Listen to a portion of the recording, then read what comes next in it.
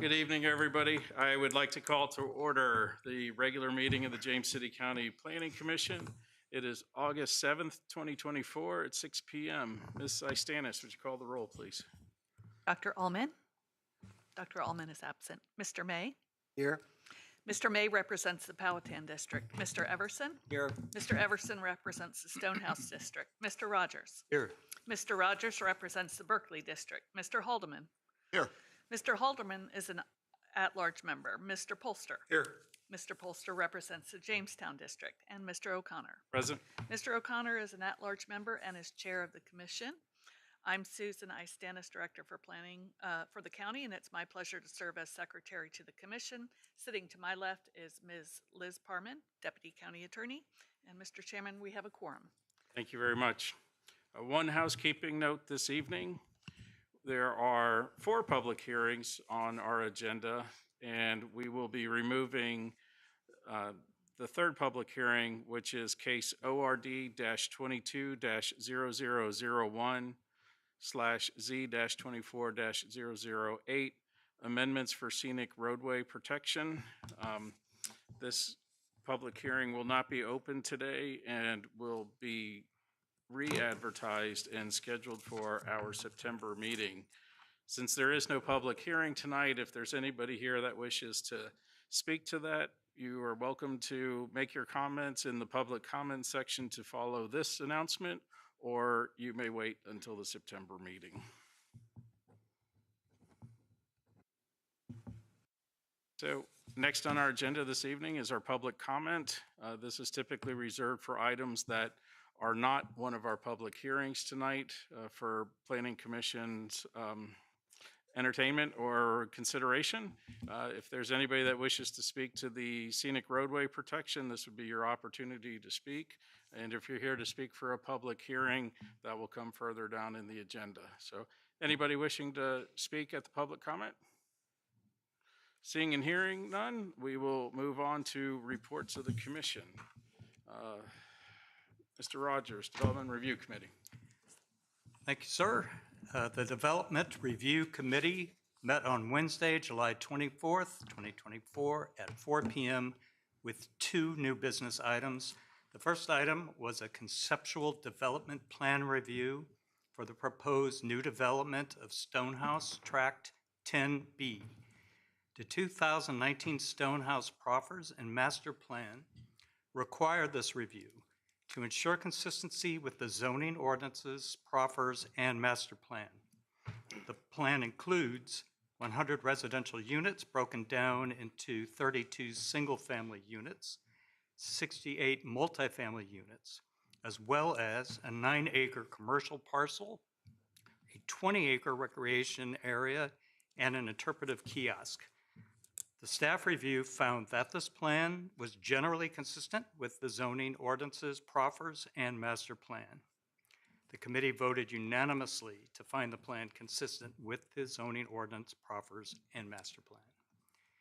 The second new business item was an appeal of a determination made by the planning director upon administrative review of site plan SP 24-0051 for an RV and boat storage site at 7816 Richmond Road. Staff determined that for the planned site to be approved, a bike lane was required to be built to VDOT standards and in the VDOT right-of-way pursuant to Section 24, TAC 35 of the zoning ordinance entitled Pedestrian and Bicycle Accommodations. However, the right-of-way appeared not wide enough to accommodate a bike path built to VDOT standards. Section 24, TAC 35 allows for an exception to this demand be granted by the planning director if she were to determine that any of the following 3 criteria could be met.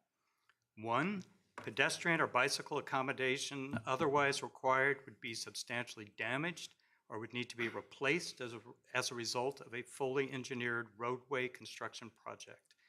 2, where the topographical conditions make construction of a pedestrian or bicycle accommodation impractical. Or 3, pedestrian or bicycle accommodations are shown on a master plan or a corridor plan that differ from the Regional Bikeways Plan. If those criteria existed, and if this exception was granted, the applicant would be required to pay into the Pedestrian or Bicycle Accommodation Construction and Maintenance Fund. This section also allows the applicant to appeal the planning director's determination to the DRC to make a recommendation to the Planning Commission. The planning director had determined that none of those criteria were met to grant the exception, and had specifically noted that the exception in section 24 Tech 35 for circumstances where topographical conditions make construction of pedestrian or bicycle accommodations impractical did not apply because the lack of a right-of-way is not considered a topographical condition, and the applicant had based their appeal on that determination. At our meeting, the DRC voted 2-1 to recommend the Planning Commission approve the appeal and grant this exception, but with a proviso.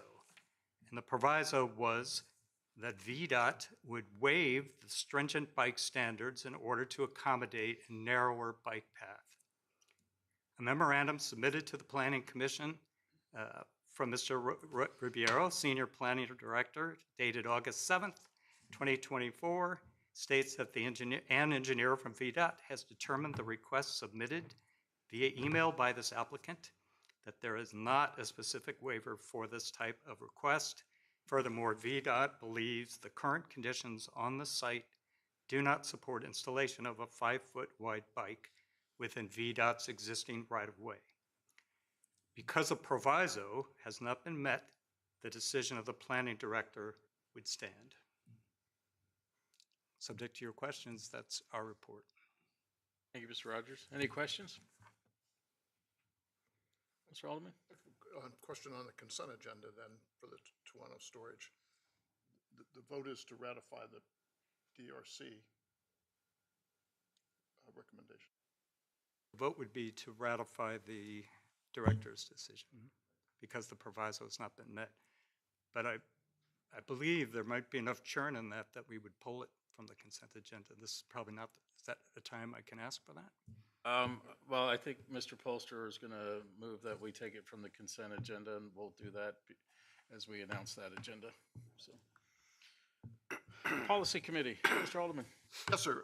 The Policy Committee met on July 11th, 2024 with a quorum present.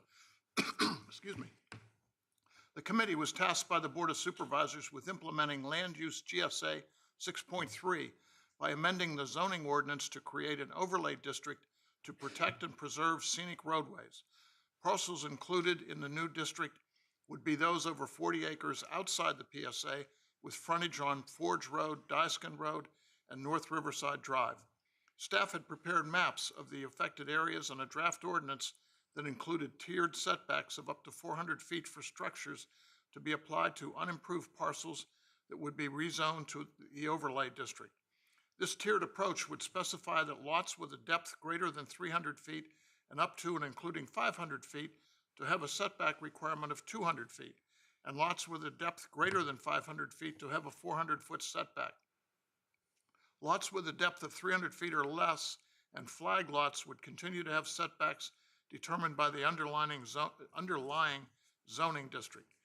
After studying the maps and discussing the draft ordinance, the committee decided that the limited benefit provided by the new ordinance was not worth a significant negative impact to the selected few property holders. And the committee therefore voted unanimously to recommend that the full Planning Commission recommend denial to the Board of Supervisors. The enhanced buffering of the 4 wooded community corridors, as unanimously recommended by the Policy Committee at its November 10th, 2022 meeting, will be advanced to the Planning Commission for its consideration. The meeting was adjourned at 3:26 p.m. Thank you, Mr. Alderman. Any questions? Thank you.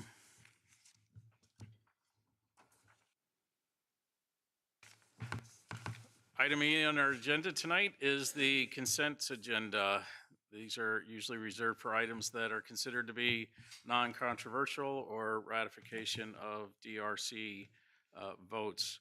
The 3 items on our consent agenda this evening are minutes of the July 2nd, 2024 regular meeting of the Planning Commission, Development Review Committee action item, conceptual plan 24-0001, Stonehouse Track 10B.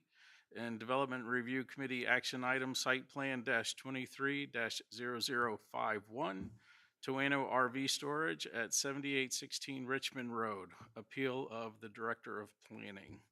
So is there anybody that wishes to pull any of these items? I'd like to pull SB 230051, please. Okay, we will do that separately. Anybody object to that? So the two items on our consent agenda are the minutes of the July 2nd, 2024 meeting and Stonehouse Track 10B. I'll entertain a motion. So move. So we have a motion to approve. All in favor? Aye. Aye. Any opposed? Motion carries. Thank you.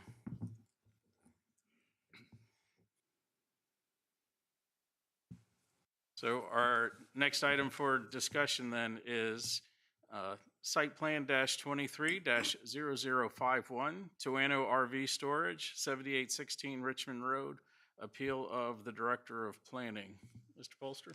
Yeah, the reason I pulled SB 230051 is more for clarification than anything else that doesn't contradict what Steve has put in his report. When we met for the DRC, one of the issues that came up is whether or not there was a waiver submitted to the VDOT to alter the bike path or the distances for that. And the applicant came forward and showed us all of the correspondence that had gone back and forth between the VDOT folks, et cetera. So that started a whole question of, well, why not the waiver and what's the answer and all the rest of that. Instead of tabling the issue, I made the recommendation that we approve or uphold the appeal contingent upon whether or not we found that there was a waiver from the VDOT. Mr. Ribeiro from the staff went back to Mr. Patel at the VDOT through 3 different emails over the last 4 days, and it was only till this afternoon in a conversation that I had with Ms. Isantis that it became clear that there was not going to be a waiver submitted from the VDOT. And so that's why I got with Steve right away when we got here and said, hey, we need to kind of relook this. And so the recommendation, I think, from the DRC is that the Planning Commission endorse and approve this, the decision of the Planning Director. Any questions? Mr. Ribeiro was nice enough to show up tonight in case you wanted to put him on the spot for anything. So, no.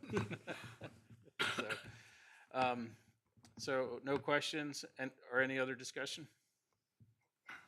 So the vote is to approve the denial of what they wanted to do. Exactly. And support Right. Susan. Got it. Bear with me. So did you make a motion or will you make a motion? I will make a motion that SB 230051, the Toano RV storage at 3816 Richmond Road, that we uphold the Planning Director's decision. Just one correction, 7816 Richmond Road? Right, 7816, sorry. So, okay, so the motion is to uphold the Planning Director's decision and deny the appeal. So all in favor? Aye. Any opposed? Motion carries. Thank you.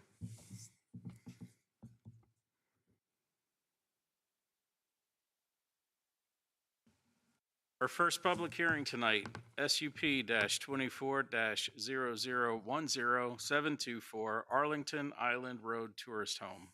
Ms. Lynch, good evening. Good evening. Thank you, Mr. Chairman and members of the Commission. Mr. Corey Pignon has applied for a special use permit to allow a short-term rental for a one-bedroom home. The property is located at 724 Arlington Island Road, zoned A1 General Agricultural, and is designated rural lands on the 2045 Comprehensive Plan Land Use Map. If granted, this SUP would allow for short-term rentals throughout the year. No changes to the footprint of the home are proposed.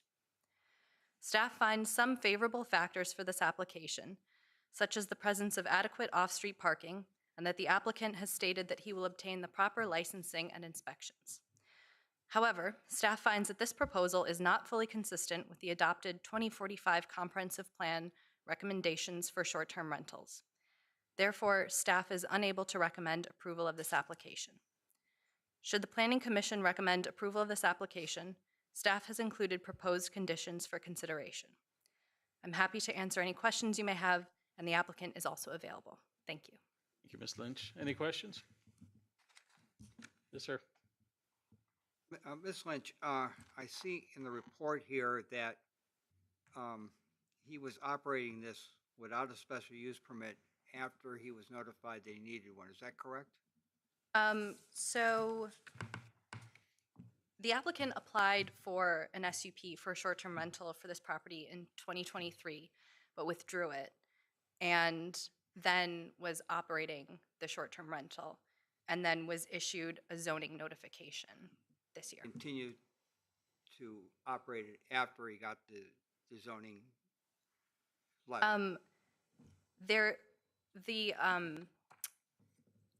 I guess you would call it a post on Airbnb is still up, so it is still showing as available to be rented.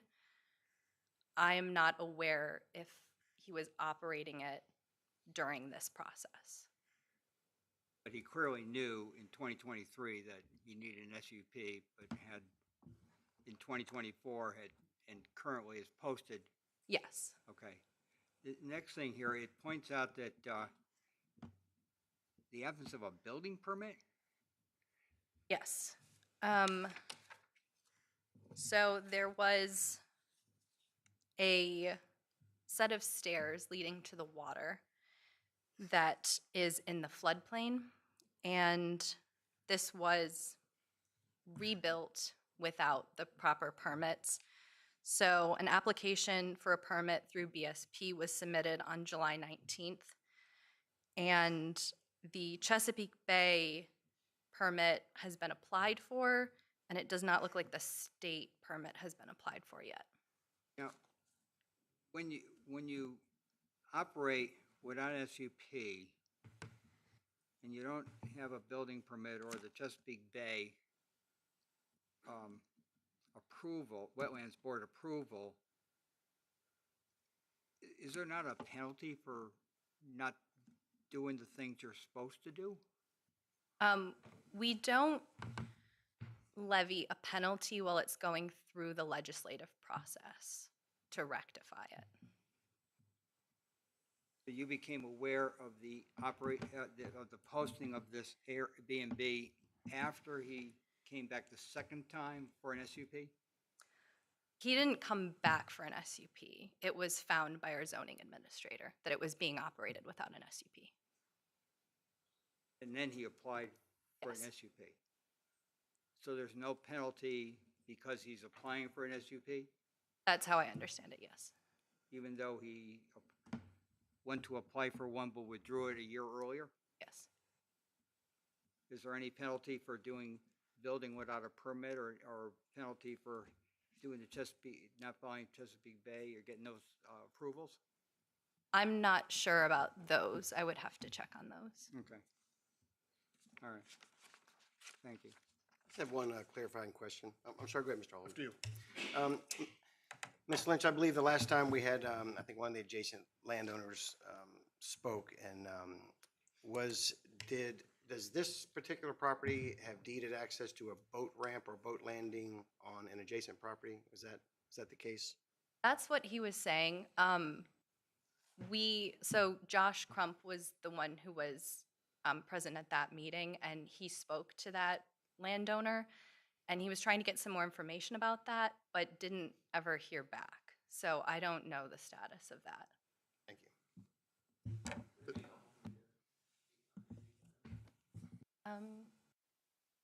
If there's any questions specifically for him? Well, Mr. Pignon, you'll have an opportunity to speak, and then we'll ask questions then.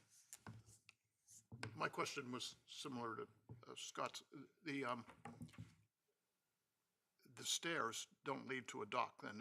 There's no dock on this property? Or is there a I would dock have on to this check. property? I believe it is a dock. Oh, there is a yes. dock? Yes. Okay. Because you're right, Dr. Latimer spoke last month about the use of his dock, but there's also a dock on here. Okay, so that straightens that out. Thank you. Any other questions for Ms. Lynch? Thank you, Ms. Lynch. As you all recall, we opened this public hearing last month, so I will go ahead and reopen the public hearing. And I have one speaker cord, which is Mr. Pignon. So if you want to come up and speak, you are more than welcome to. Great. Thank you, Council. Ms. Lynch, is there a way the presentation will pop up, or how does that work? Great. Thanks for hearing me out. I just wanted to take a little bit of time to share a little Excuse more. me, could you get his name and his address, please? I'm sorry. So Corey Pignon. I'm the owner of 724 Arlington Island Road. My home address is 1305 Hampton Street in downtown Richmond. So my girlfriend and I split time between our Richmond home and this vacation home. So thanks for hearing me out. Just have a few slides. Just wanted to bring you up to speed on the situation on the property and make my case. And I can address some of those specific items that you brought up as well. But really just seeking permission to allow guests to enjoy the home via short-term rental. I have one other Airbnb in Richmond that I've been operating for 9 months. So I just wanted to share that my team and I, we take great pride in the experience that we offer to Airbnb guests. I have a co-host. I have access to a full-time maintenance man. So we do a lot to make sure that the places are going to be safe and habitable and a great guest experience. I think you all already know the location, but it's on 9 acres. There's no other houses within eyesight of the house other than maybe 400 yards across the water. So it's very remote. It's not the type of location where there's a high risk of bothering the neighbors. And there's an approved Airbnb across the road on the same road. So there is precedent in this place, but it's a very scenic, remote destination. And it's the only 1-bedroom standalone home that would be available on Airbnb. There are no others like it, so it's really not competing with anyone else. Here's a picture of the new dock. And the real appeal of the property is that it's waterfront. So people come to be there to kayak, to paddleboard. It's not really close to other destinations, so it's kind of a destination of itself. Just some of our personal use of the property: dogs, paddleboards, canoes, kayaks. This is the house. When I bought it in 2022, it was in pretty much complete disrepair. We've taken out a truckload of debris from the grounds. There was a dilapidated structure that I had removed. The siding was completely replaced, new roof, redid the porch, new heat pump, redid the kitchen, redid the bathroom. It's over 100 years old, so I really wanted to retain a lot of the historic appeal, kind of have a thing for historic properties, and I think many would argue it should have been bulldozed, but I just really appreciated the property's historic character and wanted to keep it. And this is a living space. We've got Starlink internet, so folks will be able to have access to everything they need. Dining area with a built-in kitchen bench and the bedroom. It's 1 bedroom, 900 square feet. So that's all the photos that I have of the property. Again, I think just wanted to make the case there's really no other operating Airbnbs quite like this. It's not a large place, so it's not like a party type spot where a lot of folks would be. Folks really would just come there to enjoy nature, enjoy the Diasun Creek, and it's an underserved market with no other 1-bedroom homes. So that's kind of the nature of the property and my goal. If you'd like, I can go through some of the specific issues. I learned about the SUP process in the fall when I was wrapping up some of the renovations. I applied in the fall, and then the renovations were complete, so that's why I withdrew the application. Was very naively unaware of how long the process takes. So in the spring, after the house was ready, I emailed Mr. Crump at the county and said, hey, I'm ready to go. What's the process? And I listed it on Airbnb, and obviously that was foolish to relist like before I had reapplied. And I didn't know if like the original application would be valid or if a new application would be needed, and obviously incorrectly assumed that it was not a multi-month process. So my intention was, from the get-go, I was trying to get a permit. I just obviously was not aware that it was a $1,300 4-month process to obtain approval. So I have taken it down. It's not actively listed, but I have honored the reservations that were made in the spring for folks that already booked and made plans. I didn't feel it was right to have people canceling trips and whatnot.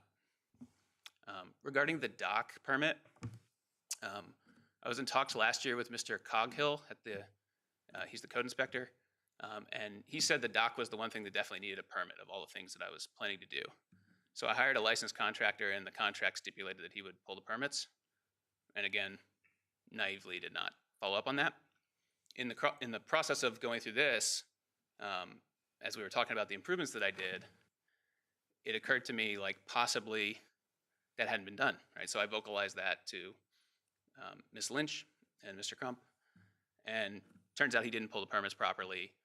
So I shared with them the contract, which he's licensed, bonded, and insured. It stipulated that he was supposed to pull permits, and now we're going through the process. So I think those were the specific concerns that you had.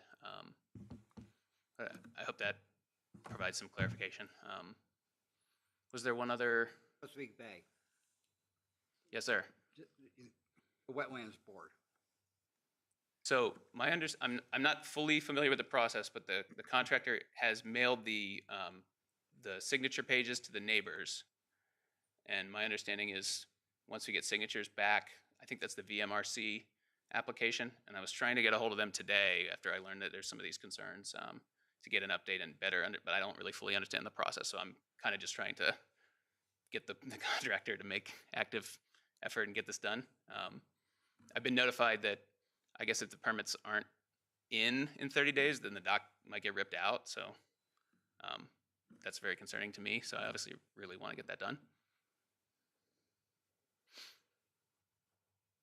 One a follow-up question. So that gravel road there, I'm assuming that's a shared road for multiple properties back there, and it's not a state-maintained road? That's right. It's a private road. I don't think there's anything formalized for how it's maintained, but one of the neighbors coordinates the gravel, and I've contributed to last year's gravel run. And this year I told them I'll give like double my share if it's an operating Airbnb. Although I think this is very unlikely to create an increase in traffic because people kind of come here as a destination for multiple days or a week at a time. So they kind of come in, stay there, enjoy the water. It's not really a lot of traffic, but I just thought better be safe than sorry and pull more than my fair weight. Thank you. Any other questions, Mr. Rogers? You mentioned Devin, the co-host. So where does Devin live? He lives in Richmond. He works with me on some other business ventures. So to be honest, I'm the most active person in the management on the app, but he's just kind of a backup just in case, if I don't get to a message within an hour so that we can maintain, rapid response rate. How many people typically sign up for your Airbnb? Because it seems like it's something. How many people usually show up at this when you do run it? Well, we haven't had that many bookings because it wasn't up that much, but it's typically been 1 or 2 people. I think there was one guest that had a bunch of kids, and I put a bunch of beds in it, but I think I just learned the other day that it might only be able to be approved for 2 based on the septic capacity, so we'll pull the beds out and just say it's only 2. It's tended to be like a solo remote worker or a couple.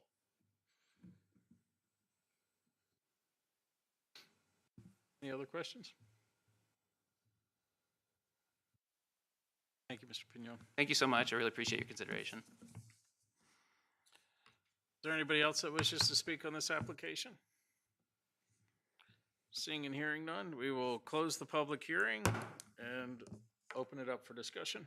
Can I ask a preliminary question, if it's fair, even though I was there? I don't recall the gist of the comments made by the other landowner. Is there a way to summarize those, or I believe, if I recall correctly, we just had one, which was the neighbor who had a boat launch. And if I recall correctly, and I don't think it necessarily falls to our purview, but his argument was that the easement was for the lot owner and not the lot owner's guests. That was what he had put forth. But that's not we're done. Sorry, thank you. But again, that's not our purview, I don't think. That would That's be just very between lot helpful. owners. I just had an empty space Right, for a second. so, but that was, we only had one comment and that was it, so. Any other discussion? I got to say, I am troubled by the fact that, there was looking for a SUP in '23, and it was pulled, and then it's still being advertised and still being used, because at that time, applicant should have been aware of the process, because I think they would have told him. And it seems to me that we have zoning regulations, and it's that if you don't follow those regulations, there's, in my view, there has to be some kind of a recourse from the county, something, if you will, a penalty. I don't like the fact that people, start up and do what they want, and then, even when they start the process, that's what really bothered me here on this one, is the process started, withdrew, but then continued to the operation for those who had already booked. And on top of it, we're talking about one or two people, given the septic situation. We have situations where there's more. I'm going to vote against this, because I really think that we need to take a position that our zoning ordinances are there for a specific reason, to review these things, and we shouldn't be allowing people to to decide that they're not going to follow them, particularly when they've been applied for. At that point in time, you would do your due diligence. How long does this take? What do I have to do? All this sort of thing. And then do it anyway, then decide, well, okay, I guess I'll go get one. I think we're setting a very bad precedent here if we approve this. That'd be my... Mr. Polster? There's a bit of context to this and the whole Airbnb piece. And it was almost a year and a half ago, as I recall, and staff can correct me if I'm wrong, but there were 45 letters sent out to people in the county who were running supposedly Airbnbs without the adequate SUPs or permissions for that. And we have seen over the last year and a half, folks coming in to rectify those issues. Now, I'm not going to prescribe some devious piece to the applicant, because he's trying to come back in here and do the right thing for it.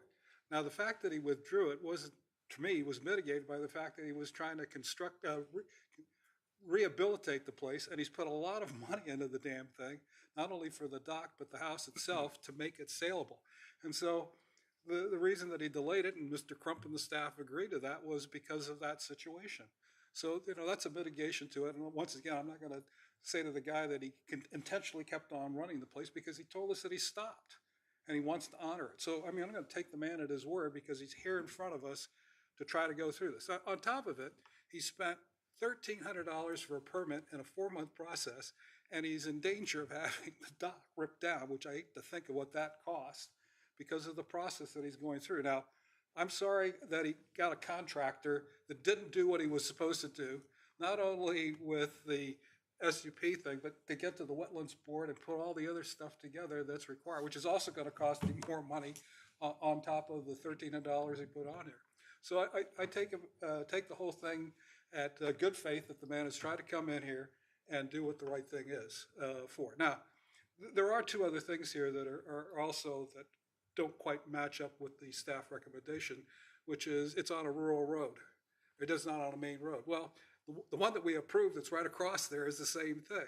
And the fact of the matter is where would you find a major road out here to begin with? The other troubling thing that I had was that he's mitigated. was to make sure that if something happened on the property, there was somebody that was going to respond.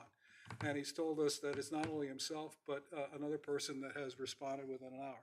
And I'll take him at his word that he's figured out a way to come out and mitigate that.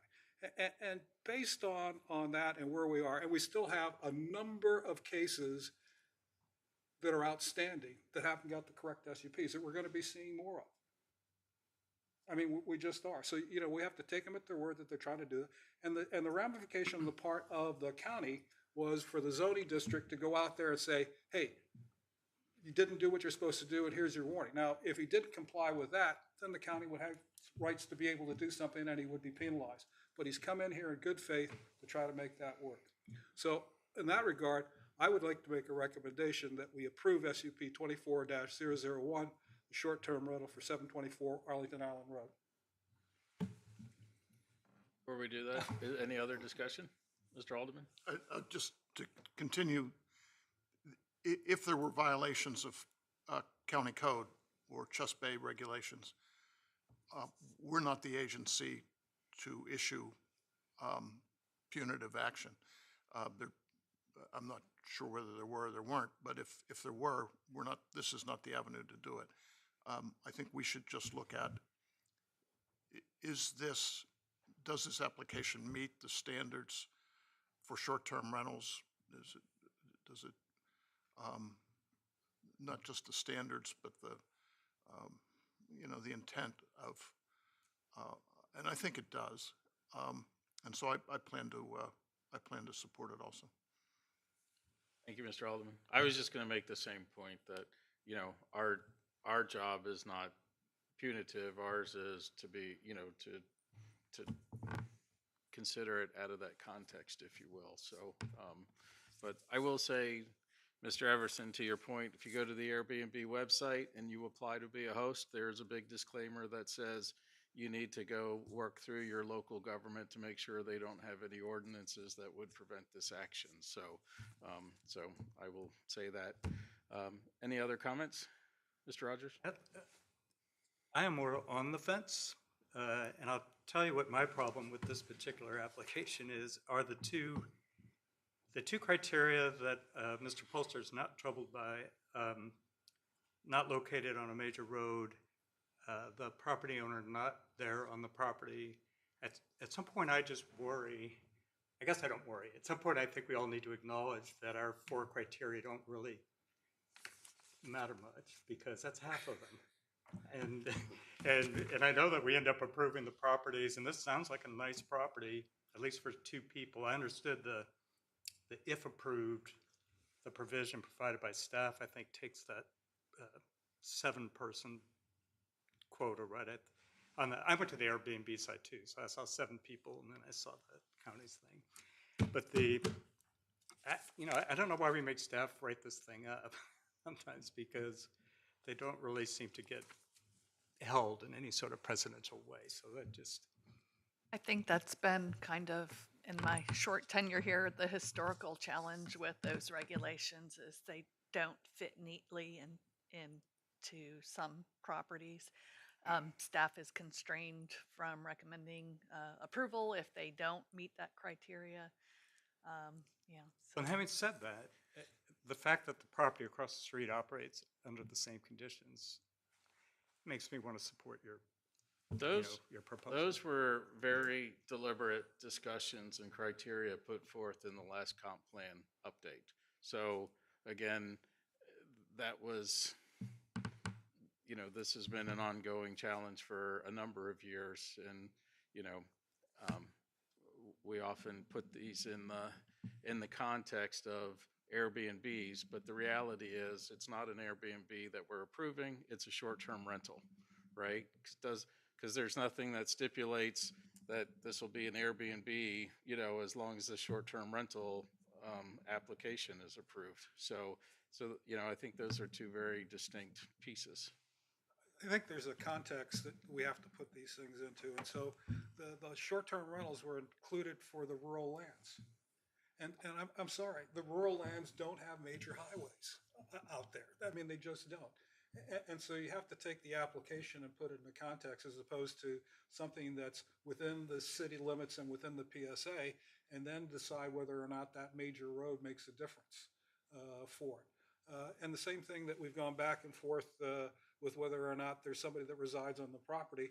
And in these rural lands, we either depended upon a next door neighbor or an assurance that they would be there. So each of these, criteria that we have, you have to place it within the context of where it is to come up with a judgment. And that's why I don't have a problem with the rural roads, especially since we've approved one that's not too far from here and two others that are in the same context of the rural lands. So that's my 2 cents for what that's worth. But again, if we're going to, the comp plan is developed, this last one, over several years. A lot of discussion. So it seems to me that whether I agree with these standards, and some of them I don't, but it seems to me that with all the public input, we need to do the best we can to follow the standards that are in the comprehensive plan, because we've had a lot of community input on this issue. That's not true. That's not true at all. We submitted it out there, but I will tell you that we went back and forth for almost 3 years, and even with the board on these standards, and it still came out not quite straight. So it's a judgment call for it, and that's what they asked us to do. Mr. Chair, I'd like to just add one thing. One of my concerns, I share some concerns that Mr. Rogers and just stated, but one of my concerns is that this is on a private road that's maintained by multiple property owners. There doesn't appear to be any kind of shared road agreement. I kind of feel for if I lived, I know we did have a gentleman at the last meeting speak that he was concerned about deeded access to a boat landing that may be difficult to manage for him. I have concerns that there would be more traffic on this private road that's going to be at the expense of other landowners kind of maintaining that road. And this is kind of an added burden, I think, on those adjacent properties. So that would be one of my concerns here. Thank you. Any other discussion? Mr. Polster, you made a motion. Is that with the conditions as submitted? As the staff's conditions have approved, yes. Okay. So we have a motion to approve with conditions. So Ms. Istanis, will you call the roll, please? Mr. Haldeman, Yes. Mr. Polster, Aye. Mr. Rogers, Aye. Mr. Everson, No. Mr. May, No. Mr. O'Connor. No. It's 3-3. So we have, No recommendation. I'm sorry? We have no recommendation. We have no recommendation for the Board of Supervisors. So this application would advance to the Board of Supervisors. I believe it'll be at their September meeting. And it'll go forward without a recommendation from the Planning Commission. So, Since I'm going to be the representative at that meeting, if you could indulge me for a second, for the people who voted yes, what would be the primary reason? can we do that And do it later? later? I'll send you my reason. Okay, if you could do that, please, since I don't want to misspeak. Sure, Because understood. I voted no. So, thank you. So moving on to our second public hearing, SUP-24-0014, 111 Druid Drive, rental of rooms. Mr. Lopacker, good evening. Good evening, Mr. Chairman and members of the Planning Commission. Ms. Roberta Valentine has applied for a special use permit to allow for the short-term rental of one bedroom in a 4-bedroom single-family home located at 111 Druid Drive. The property is zoned R1, limited residential, is designated low-density residential on the 2045 Comprehensive Plan land use map, and is located inside the primary service area. If granted, this SUP would allow for short-term rentals throughout the year, and no changes to the footprint of the home are proposed. Staff finds some favorable factors for this application, such as the owner living on-site during the time of rentals. However, staff finds the proposal not fully consistent with the recommendations for short-term rentals in the 2045 Comprehensive Plan. Therefore, staff is unable to recommend approval of this application. Should the Planning Commission recommend approval of this application, staff is included proposed conditions for consideration. I'm happy to answer any questions you may have for staff, and the applicant is available as well. Thank you. Thank you. Any questions for staff? I have two. Am I reading this correctly that the zoning division notified in 2022 that they were in violation of the short-term rental policy, needed an SUP? Am I reading this correctly? Yes, sir. So the notice, I believe it was referred to earlier in the discussion of the previous case, where reference was made to a notification letter that zoning had sent out in, I believe, 2022, to property owners that were operating Airbnbs. Yes. So to answer your question, yes, the original notification was 2022. In 23 and 24, they were still operating it without an SUP. Am I reading this correctly? I would have to. Yes, I believe so. Based off of my conversations with the zoning administrator, notices were also issued in 2023 and 2024. The other question is on the parking issue. I went by it, and there was a, I guess what you call a compact car, and then it seemed like there was gravel. And my understanding is they need to have 4 parking spaces. Is that correct? Yes, sir. Per the ordinance, 2 parking spaces would be required for the single-family use, and then an additional 2 would be required for the rental of rooms. Do you know how that would be accomplished given the smallness of the front yard? It would appear to me that it would look like a parking lot in front of a residential house in a residential neighborhood. Or am I missing something here? So, regarding the specifics for design, or where a parking spot would go, I would likely have to defer to the applicant, as she would be the one undertaking the expansion of her driveway. However, I know that one of the conditions that staff included in the SUP would require a parking plan to be submitted depicting 4 spaces in compliance with the parking section of the ordinance. And that would be required prior to the issuance of a new certificate of occupancy to allow for the short-term rental. Thank you. Just to clarify for me, if, maybe Ms. Parman, but if it had a lease to somebody for longer than 30 days, they would not need an SUP for short-term rentals, is that right? That's correct. Okay, thank you. So, any other questions for staff? Thank you very much. Maybe just, I'm sorry, just because you're right there. Isn't there a photograph in the materials that can be called up that shows this? I thought more of the flat street view. Yes. I apologize, sir. Did you say a paragraph or? No. I was remembering these photographs. I've just, in listening to Mr. Iverson's questions about the parking, for me, it's helpful to see that image.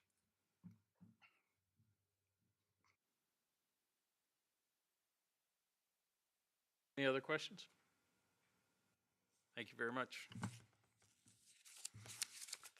This time, we'll go ahead and open the public hearing. And the first speaker card I have is the applicant, Roberta Valentine.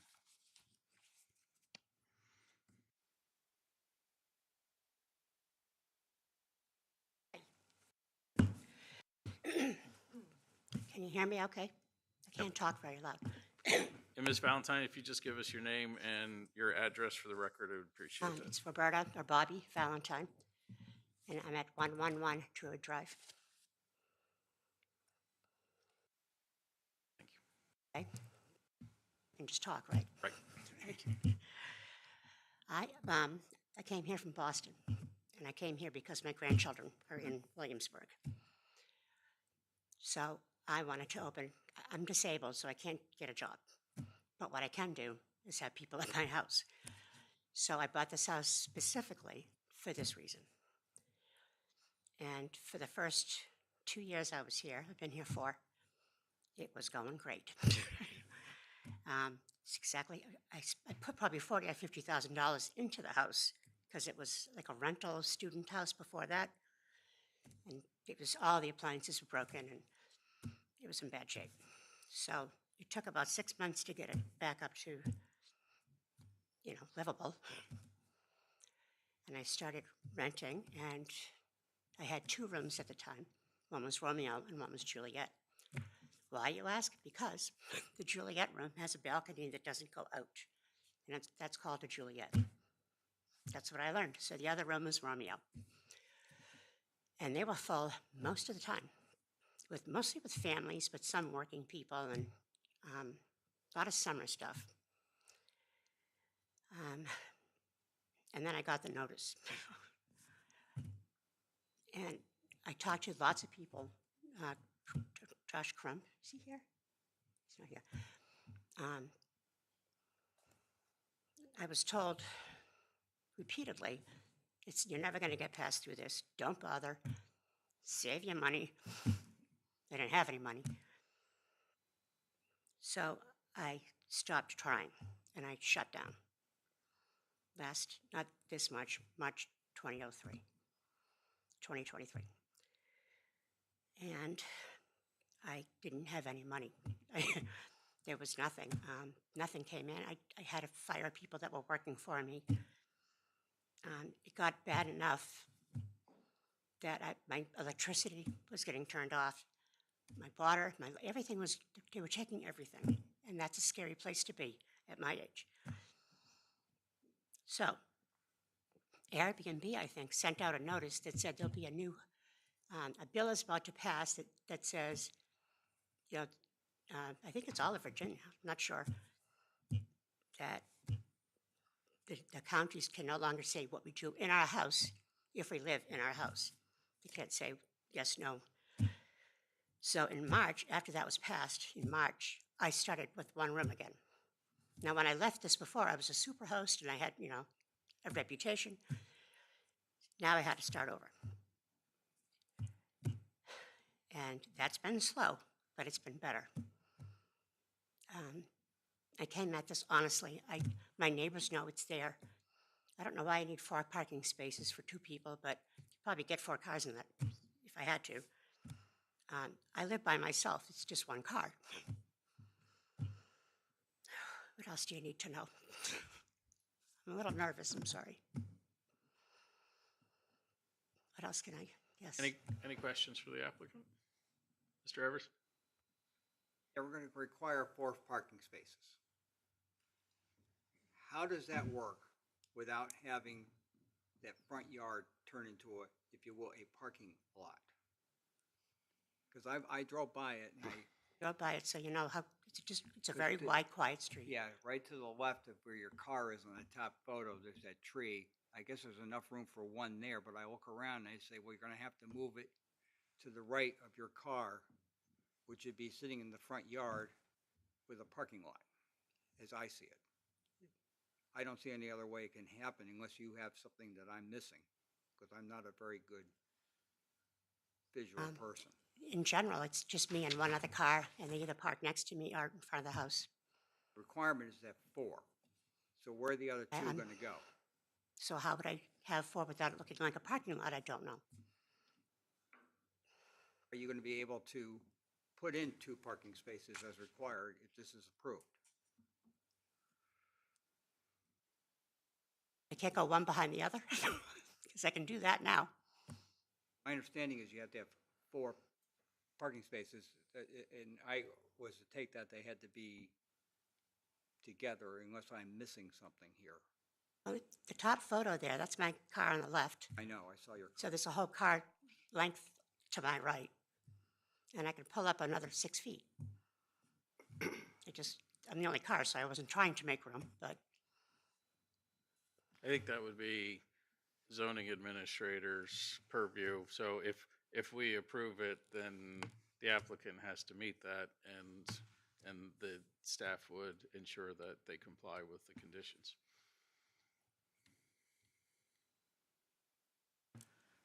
And my point on this is that given the lack of depth from the road to the house and the way that it's configured, you would actually have, if you had 4, boom, boom, boom, boom, you're putting a parking lot basically between her car and that top picture and that front door, enough for 2 spaces. And with access coming in there, my thinking is this doesn't look residential anymore. And this is a residential neighborhood. This is why I raised the issue. We can cover that in discussion. I So, understand, but to answer your point. thanks. Any other questions for the applicant? Ms. Valentine, is there anything else you wanted to contribute? I could think straight. I don't know what else you need to know. I have a posse. They sent letters. And I think it's my neighbor right here, my little adopted mother, she wants to get at you, so we'll give her a chance, I guess. Well, we have gotten all of the correspondence, and we have several other speaker cards too. So, so if you don't have anything else to contribute at this time, I will go ahead and go to our next speaker card, which is Lisa Garber.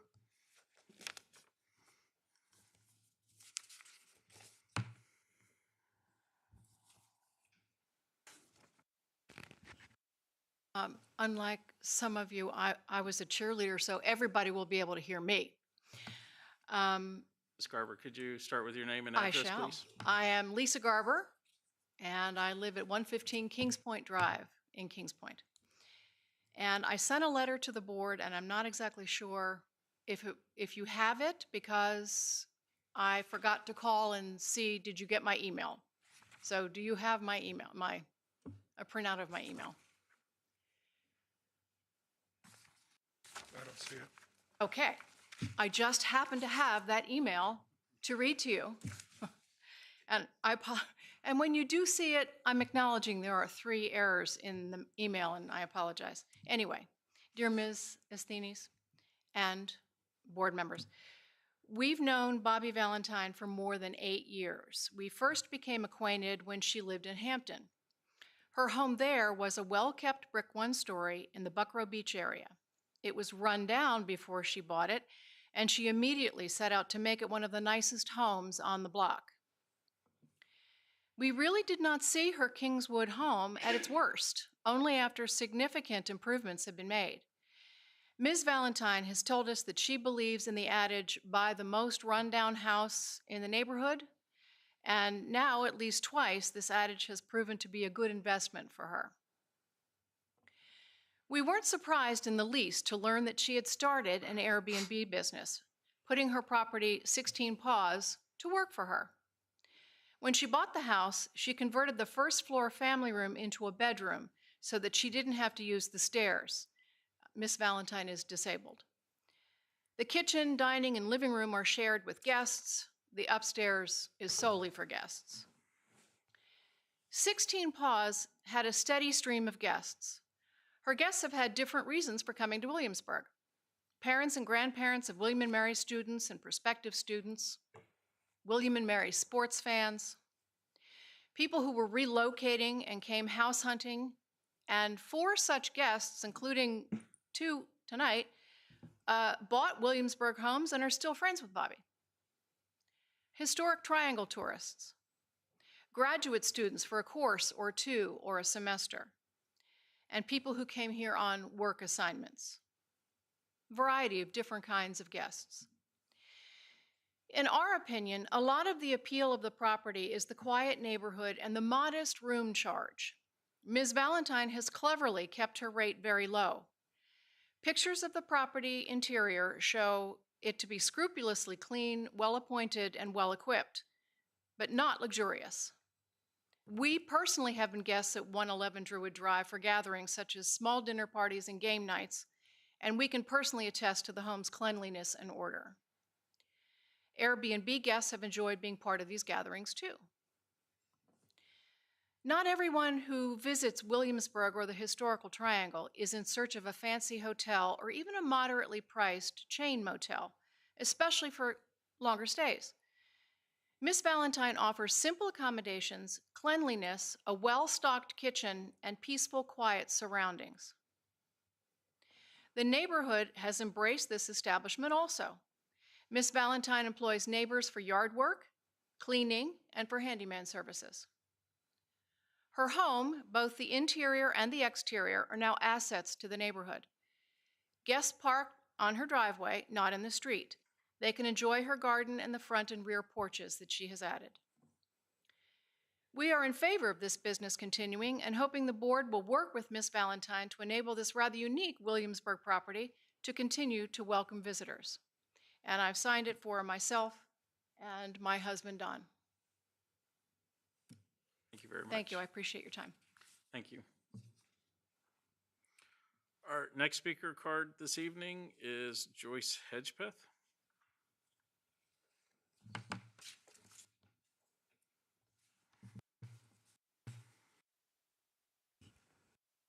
My name is Joyce Hedgepeth. I moved to this area in 1952. Ms. Hedgepeth, could you give us your address, please? 116 Druid Drive, Thank you. Williamsburg, Virginia. I have owned and or rented property in Upper York County, City of Williamsburg, and James City County. I have lived at 116 now for 32 years. I have seen houses in the area become overnights for guests, college students, you name it, I've seen it there. I will, without a doubt, declare that her place is clean, as this other lady said, and quiet. I have had the rental property next door to me and across the street that Ms. Valentine occupies at the moment, with some raunchy parties that we had to call the law to. She's been there almost 4 years, I believe, 3 years. It has been quiet. There has not been an overabundance of cars parked anywhere. I have no complaint at all.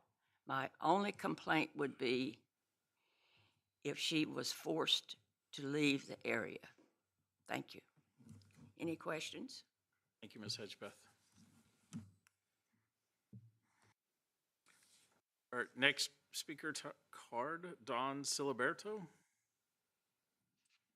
And I'm sorry if I got that wrong.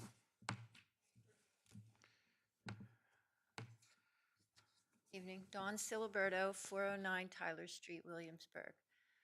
I was a guest at the Airbnb. I found Bobby's Airbnb a few years ago, 3 years ago, and I wanted to stay at an Airbnb rather than a hotel because I want the peacefulness, the quietness of a residential neighborhood. I feel safer there. And also, I wanted the host to be there on the premises. Again, I feel safer there. I came to the area to get a feel for the area to see if I wanted to stay here, and I have. And a few people actually have stayed at Bobby's Airbnb and fell in love with the area. While I was at her Airbnb, other people came and went, and they were here for the, graduation and things like that. Lisa already mentioned those kinds of people patronizing the area. In listening to you discuss the issue, it appears that the only issue is the parking, the zoning with the parking. Now, to me, there seems to be a problem on the zoning, not on her property, the zoning rules. She's one person, and she has one vehicle, and she wants to rent to a guest that would have one vehicle. That's two. There's space for two. So as far as that goes, to me, looking at this, it seems like the issue is maybe there needs to be a zoning, what do they call it? A zoning. Variance. Variance, thank you. Zoning variance in this particular situation. I don't hear anything else that is an issue for her running an Airbnb, which is just fine. So anyway, that was my thought. Any questions? Thank you very much. Thank you. Is there anybody else that wishes to speak on this application? Yes, sir. That's fine. You can come up to the podium. Thank you.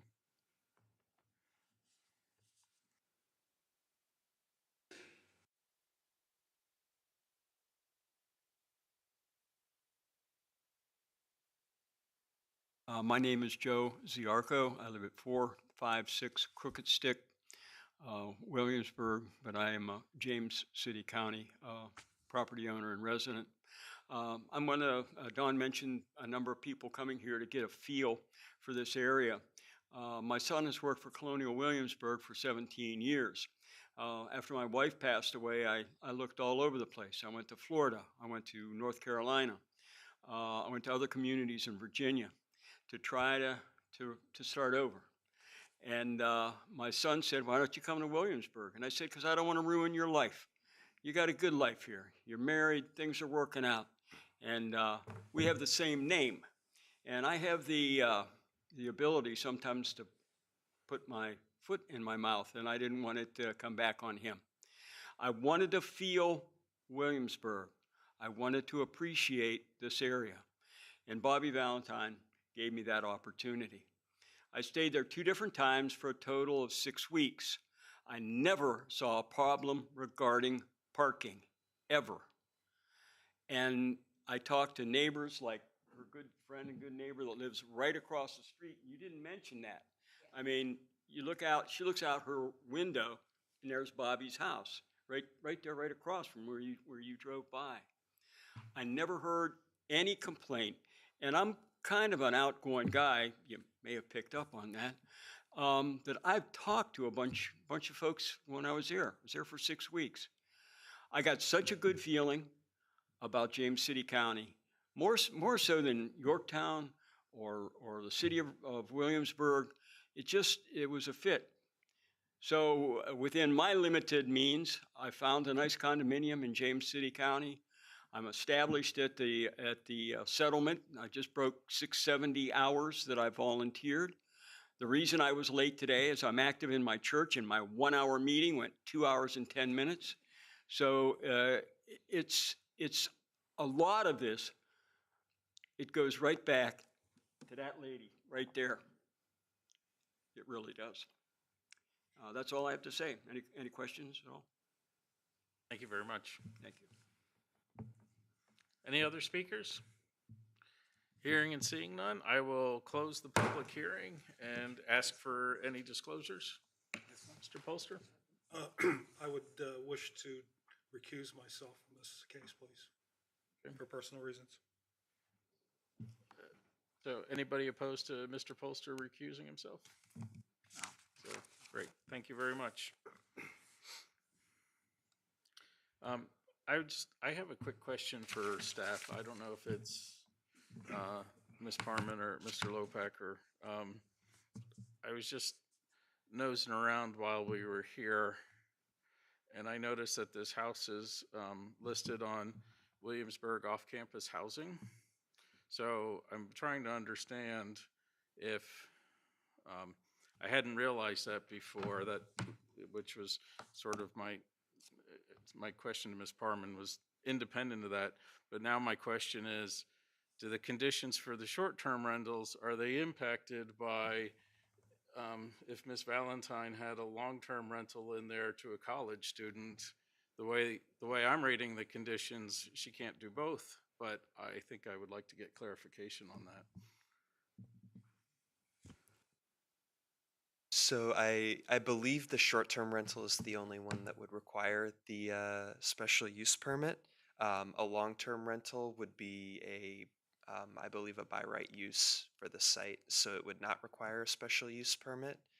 And I would have to double check, but I don't think there's anything in the conditions that would prevent a long-term rental from operating on the site. The SUP would just be to allow the short-term rental of rooms on the site. Is long-term a year or more? I'm sorry? Is a long-term 1 year or more? No, it's 30 days. more than 30 days. Okay. So, okay, thank you. Any comments, discussion, motion? I'm still a little unclear on this parking issue. Um, Because if they're required to have 4, the way that property is configured, to me, it's turned into something almost like a neighborhood commercial. I mean, it's like, it's the front yard's gonna be basically parking. And I think that sort of situation is not appropriate in a residential neighborhood, which is in part why we have this whole thing east, north, south, east, west. You know, what's there, it's residential all around them. And in operation, we have to have 4 parking spaces, to my way of thinking, is not residential. And I'm also now a little confused here because one of the speakers said he stayed there 6 weeks and we have the 30-day for short-term. Is this mostly short-term there, or is it long-term rentals? Sure, it's not a back and forth, thanks. So, Thank you, Ben. Absolutely. So I would have to defer to the applicant on how many rentals she gets that are short-term rentals versus long-term rentals. I believe one of the gentlemen said that that period that he had stayed, which I believe he'd said was 6 weeks, that could have been separate rentals for the short-term rental.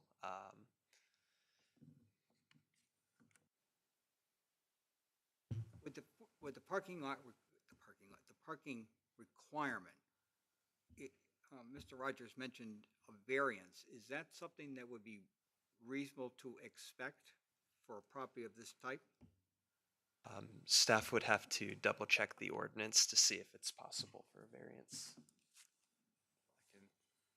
It's a good question. The way that our parking ordinance is set up is we define the amount of spaces that are required by the use. And because that's defined, I don't believe there's an option for doing a variance. It's just you have to do it. Some counties do administrative variances where they allow the zoning administrator to make decisions like that. There's some issues with that.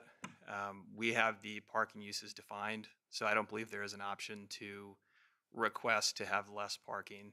We'll double check just to see if there's any relief that's possible, but I don't think that's part of the ordinance that allows for any flexibility. Because with the parking requirement, based on what the applicant stated, I'm not sure, from what she said, how she's going to be able to pay for such a thing, and I'm a little concerned that, well, that we don't. That's not our concern, I understand. I am just, when you have to have 4 parking spaces in that configuration, to me, that doesn't belong in a residential neighborhood. But I think, and Mr. Weiss, I'm sorry you sat down, but I think if I understand what you're saying, Mr. Everson, you're envisioning sort of a commercial parking lot in front of a storefront where it's side by side. But I think in residential, we count it if it's 4 parking spaces, it can be front to back. It's not necessarily 4 horizontal. It can be deep as well. So like 2 deep. So you could have it 2 cars wide and 2 cars deep, and that would give you 4 parking spaces. Okay, fair enough. Is there enough room there for 2 cars deep? Because when I looked at it, after I had talked to Ben about this, I didn't see how that would work. So staff was able to go out and measure to see if there would be space for enough parking spaces to have kind of 2 deep for cars, and it, based off of our ordinance requirements for parking spaces, there was enough for it to be 2 deep. Thank you. Thank you. Any other comments or discussions? Mr. Haldeman? This is not in rural lands, which is one of our requirements for these. It's not on a main road. It's interior to a neighborhood, which is one of the conditions. Not being interior to a neighborhood is one of the conditions. This is interior to a neighborhood. This is hard for me because I think I understand the economics, the personal economics, but I was on the policy committee when we wrestled with this over an extended period of time, and this was having a Airbnb or a short-term rental interior to a residential neighborhood does risk corrupting the residential complexion. And even if in this case it doesn't, this appears to be well managed. Somebody could buy the house a couple years from now and have one continuous frat party, I guess. But that's my problem with it. It is exactly in the wrong neighborhood based on our comprehensive plan. So, Mr. Rogers? So it'll sound like I'm piggybacking on Mr. Haldeman, but that's also my concern. I have more concern with this than I had with the first one, in that if we open this up to interior neighborhoods, it's not your property. It sounds like you're a wonderful property manager and the neighbors enjoy it. That may not happen in my neighborhood or your neighborhood or anybody else's neighborhood. And I think that's a big step when you start putting properties right interior between residential houses. And I think you've said this, but I want to make sure I understand it before you close our discussion. Nothing we do here is going to affect long-term rentals at this property. We're talking SUP solely for the short-term piece. Correct. So for any, and Ms. Parman can correct me, but for any rentals of a duration of less than 30 days would be considered short-term rentals. So anything over 30 days would be by right and would not need an SUP. So, and the short-term rentals, like the Airbnb, also drive the lodging tax and those types of pieces. So that's part of the licensing requirement for short-term rentals. Any other comments or discussion or motion? Mr. Chairman, I recommend that I move that we recommend to the Board of Supervisors approval for SUP 24-0014. So the motion's to approve? With conditions. With conditions? Yes. Okay. So we have a motion to approve with conditions, and Mr. Polster has abstained. So, Ms. Istanis? Mr. Haldeman? No. Mr. Rogers? No. Mr. Everson? No. Mr. May? No. Mr. O'Connor? No. Okay. Motion to approve is not passed. Thank you very much. Does someone want to make a motion to make a motion to recommend denial? Oh, sorry. Mr. Chairman, I move that we recommend denial to the Board of Supervisors of SUP 24-0014 111 Druid Drive. Okay. So the motion is to deny, so a yes vote is a denial. So the roll. Mr. Haldeman? Yes. Mr. Rogers? Yes. Mr. Everson? Yes. Mr. May? Yes. Mr. O'Connor? Aye. Motion to deny carries unanimously. Thank you very much. As we noted earlier, amendments for scenic roadway protection will not be a public hearing this evening. And we are on to our final public hearing, which is zoning -23-0001, SUP-23-0031, Monticello Avenue Shops. So.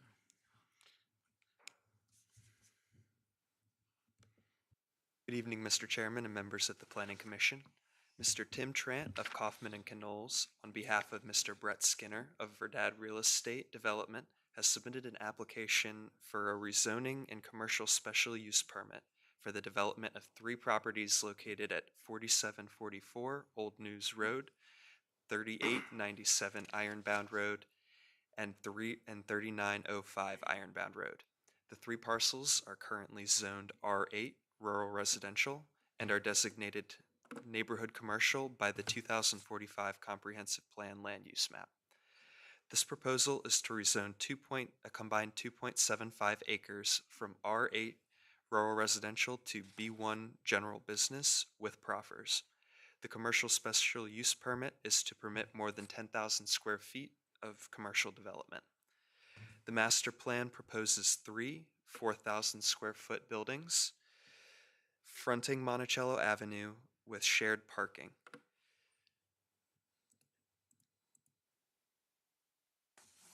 The applicant has indicated that there is no specific commercial or office user at this point in time. The proposed site would take access from Monticello Avenue or would take access from the existing right-in, right-out intersection located between the project area and Monticello Marketplace shops. The proposed site is located along the Monticello Community Character Corridor and is within the Newtown Community Character area. The applicant has provided proffered design guidelines to ensure consistency with the character of the area. Staff finds this proposal to be compatible with surrounding zoning and development and consistent with the 2045 Comprehensive Plan and Zoning Ordinance. Staff recommends that the Planning Commission recommend approval to the Board of Supervisors subject to the proposed proffers and SCP conditions. Staff also recommends modifying Condition 2 to require architectural elevations to be approved by the Director of Planning with consultation from the Newtown Design Review Board. I'd be happy to answer any questions you may have for staff, and the applicant is also available to you. Thank you. Thank you. Any questions? Mr. Polster? I just have a question for clarification, because after I got your answer back, I now understood it. And that was that within the conditions, we've got a cap of 72 PM peak in the proffer conditions, or not in the proffer, in your conditions. But the reason for that, if I understand it correctly, is in your map right here, there is a connection to the parcel to the right. And so with that peak number is that if the property on the right is developed and the peak traffic when it's measured for both properties exceeds 72, then it would be denied. Is that correct? So as the condition is worded, the condition would only apply to the 3 parcels that are subject to this rezoning. The intent of the condition was that should a future retailer or should a future commercial user or tenant exceed 72 or put the overall development over 72 p.m. peak hour trips or 48 a.m. peak hour trips, it would allow staff to enforce that trip cap should the site already be built out. As the way the proffer is worded, we would only be able to enforce it upon the submittal of a site plan, and not all changes of use for this site would require a site plan. What I'm trying to get at is if it is developed and you now come to a traffic analysis for it, and you have a cap of 72 and it exceeds that by 74, would the property on the right be given an SUP because it violates that traffic? So I just want to make sure I'm understanding correctly. You're referring to the parcel immediately to the east? Exactly, where you have a right of way to be able to connect the two together. So any commercial development on that property would likely require a rezoning. I would have to double check the use list, but it would likely require, if they wanted to do a commercial use similar to these proposed uses, it would likely require a rezoning, which would require Planning Commission and Board approval. I got that, but let's say that you get the rezoning and whatever the use of the thing is, it busts the 72. Would that stop that from being done? I mean, the reason I'm asking this hypothetical thing is we did this with the Hazelwood property. We put a cap on that piece so that because there were other properties to be developed. And the point was is if it exceeded that whatever it was, it would be a no-go. So, I mean, we have the same thing going on in some others. So I'm just trying to make sure that I understand that that would apply. And if it doesn't, and you can't answer that, it's fine. I would have to double check to see if it would apply. However, I know any access to the site would require a new access easement that would have to go through the existing site. But I do know for certain that these 3 parcels would be capped at 72. If the 4th parcel were to be developed, I would have to check to see. Okay, thank you. I think I read it as this traffic peak applies to the property which is defined as these 3 parcels. That's why I'm asking the So- question, because you don't want access to go directly out. And if you did, that's why the easement's there. And so why wouldn't it contribute to the total number? And that's why the question. Right. Okay. I mean, otherwise, what's the proffer me? Well, that parcel's not subject to this. Oh, I understand, but how are they going to check the 72? So to check the 72 peak hour trips for these 3 parcels, that would be done when a change of use permit would be submitted to the county. Know what the uses are going to be. Yes, sir. That would be why they would be, so per the condition and the proffer, they would be analyzed for these 3 parcels upon submittal of a site plan Gotcha. or a change of use. All right, thank you. Any other questions? Thank you very much. I will go ahead and open the public hearing, and our first speaker card is for the applicant, Mr. Trant.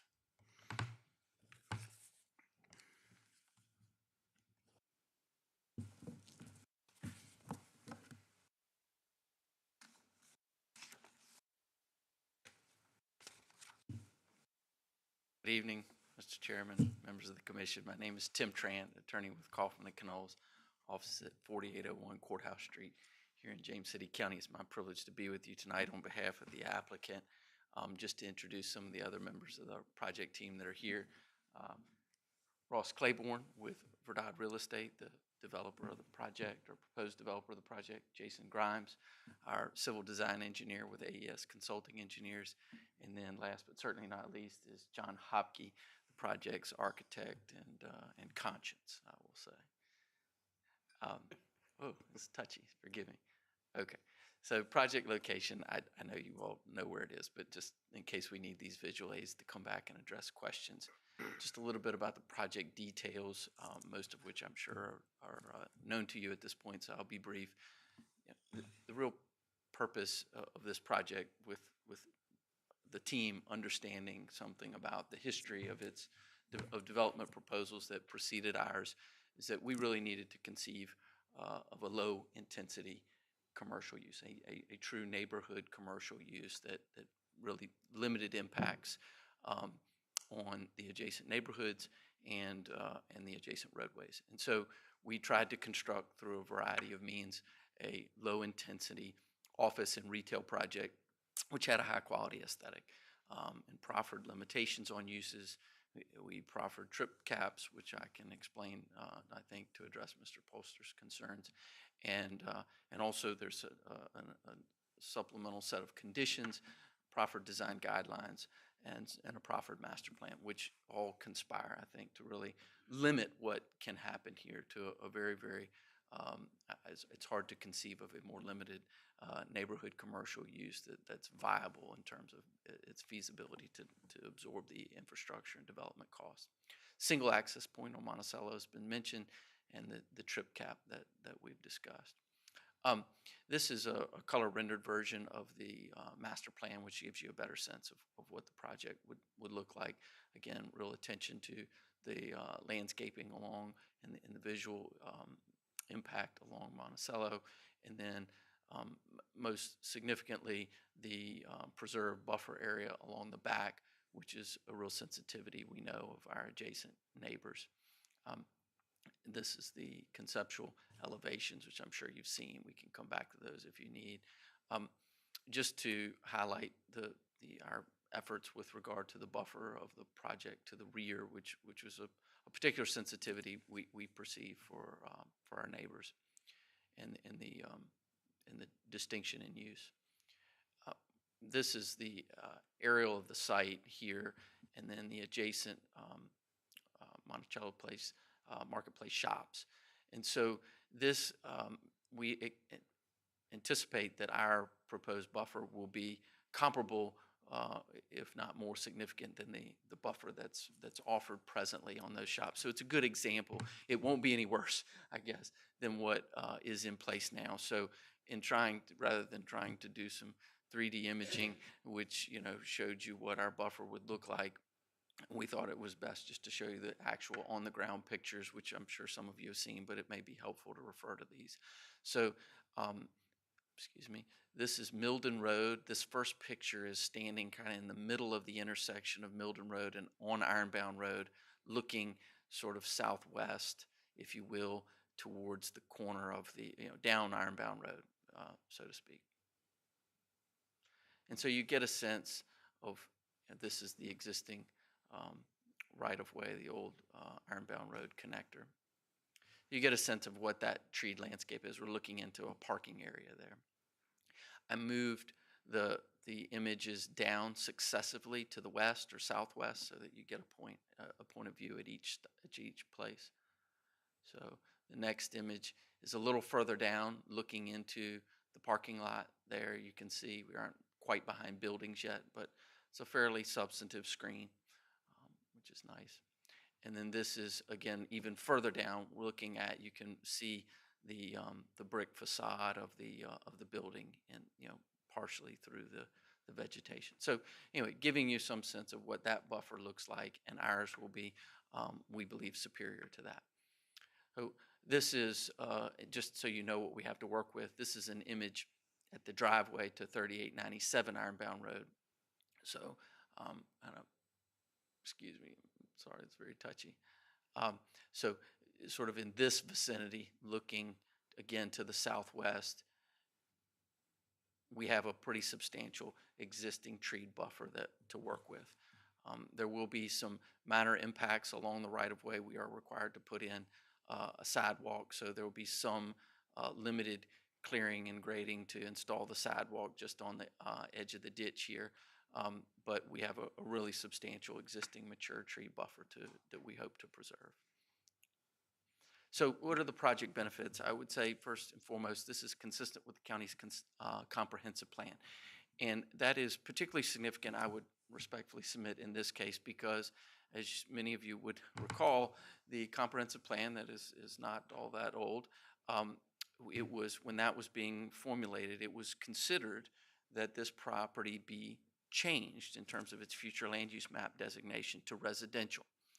And there was a conscious decision on the part of the commission and ultimately the Board of Supervisors to maintain the commercial designation, neighborhood commercial. And so I think it's significant to note that this is consistent with that vision and really answers that question in my second bullet. It resolves, I believe, the uncertainty around the future use of these properties, and in a well-planned, very low-intensity use, a lot of controls, both in terms of the magnitude of the impact and the aesthetics.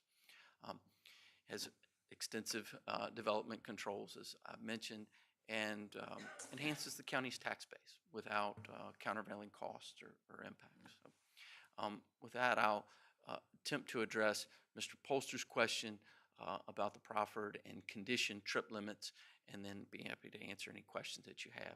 So Mr. Lopacker was absolutely correct. The proffers and the conditions apply exclusively to this property.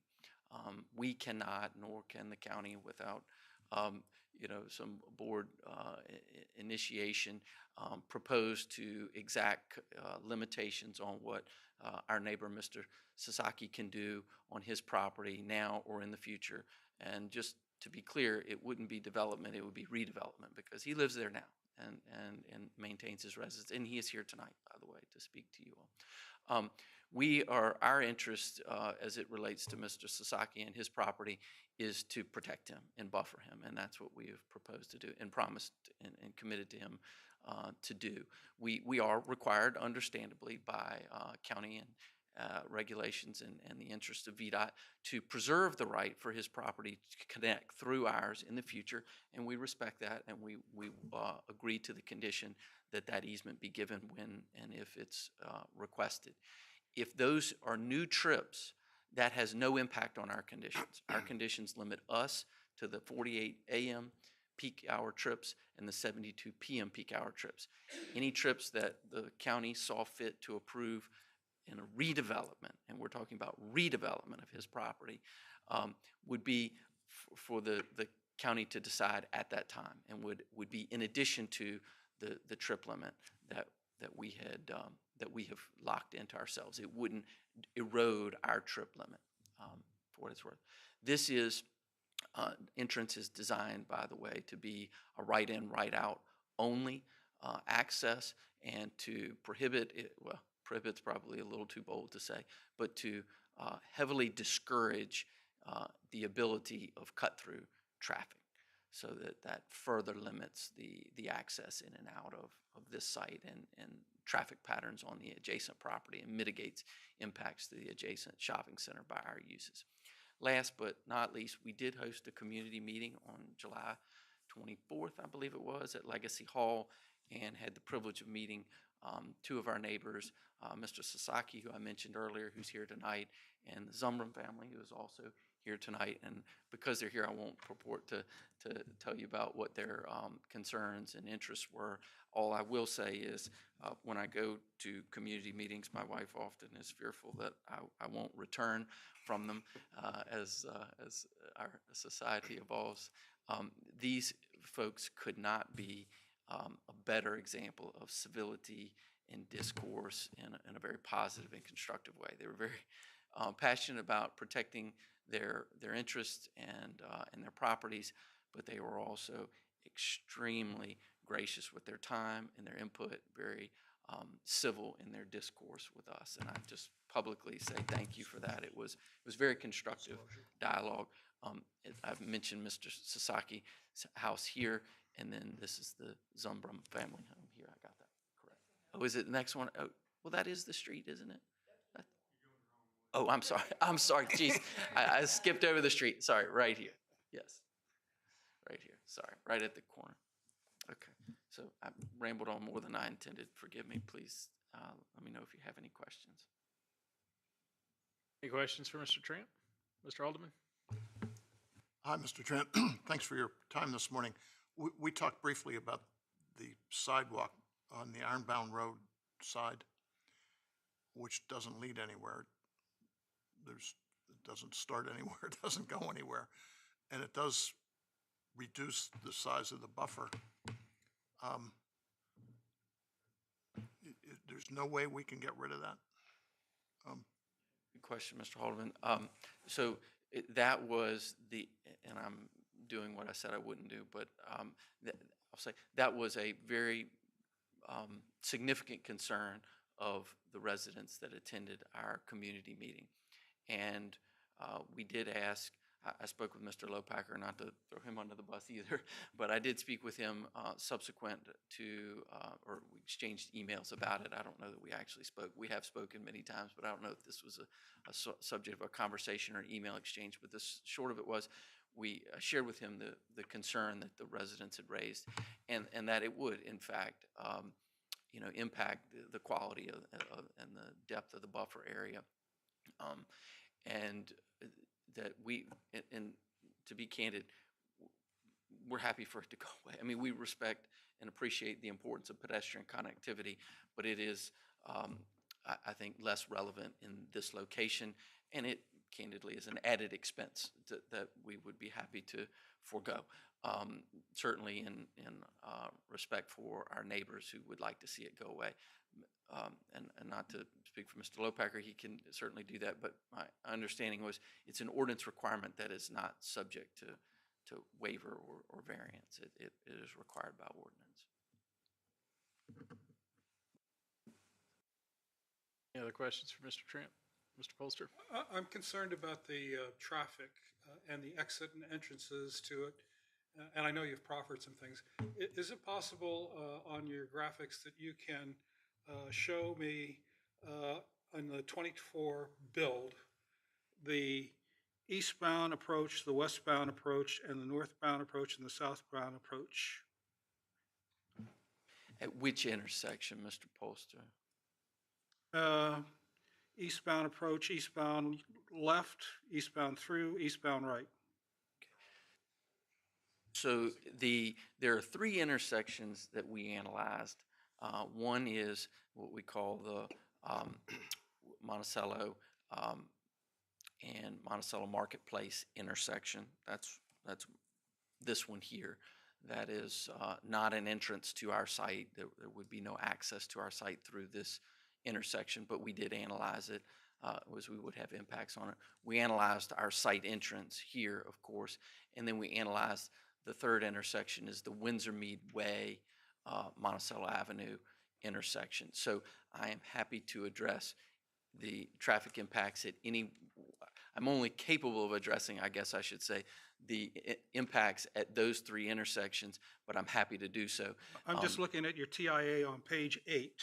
Okay. And I'm looking at the Bill 2024 conditions, and I'm trying to understand where the C, E's, D's, and E's are in the build out. Okay, sure. So just to be clear, sorry, we're talking about page 8 of the traffic study. Right. Table 3 is labeled level of service summary from Monticello Avenue and Monticello Marketplace. So Right. we're talking about this intersection Right. here. So westbound traffic is moving this way from right to left, and eastbound traffic is moving from left to right. Okay. And if you are asking, I'm not sure I could do a good job of giving you the details of every traffic movement that falls below. The thing is, it's pretty evident that, I mean, first off, let me make sure I understand that you understand where I'm coming from, is the county policy within the comp plan says they want a level of service of C. And when I look at your chart here, all I see are a bunch of D, E's, and F's. And the reason for that is the amount of traffic that's on there right now, which in 2021 was 41,000 trips average a day. And so we're going to put more traffic on there, of which yours is 72. But you're going to compound a problem where the level of service is already below the county service. And that's why I want to make sure I understood what your TIA said and where. Sure. And so it's the entire 199 to News Road that we're talking about, both east and west, that are in this D, E, and F. So the overall, let's just make sure we're speaking the same language. The overall intersection level of service for existing conditions at that intersection. So levels of service are only measured, as I understand it, at intersections. It's hard to really establish levels because they're measurements of delay at a particular interchange. So the level of service at the Monticello Marketplace, Monticello Avenue intersection, which is what table 3 here addresses. The overall level of service in the existing conditions, 2022, is C in the peak AM hour and D in the peak PM hour.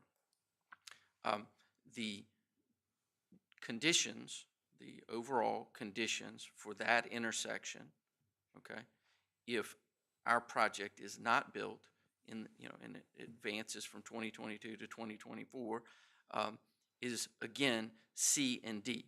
So relatively unchanged for the overall level of service at that intersection.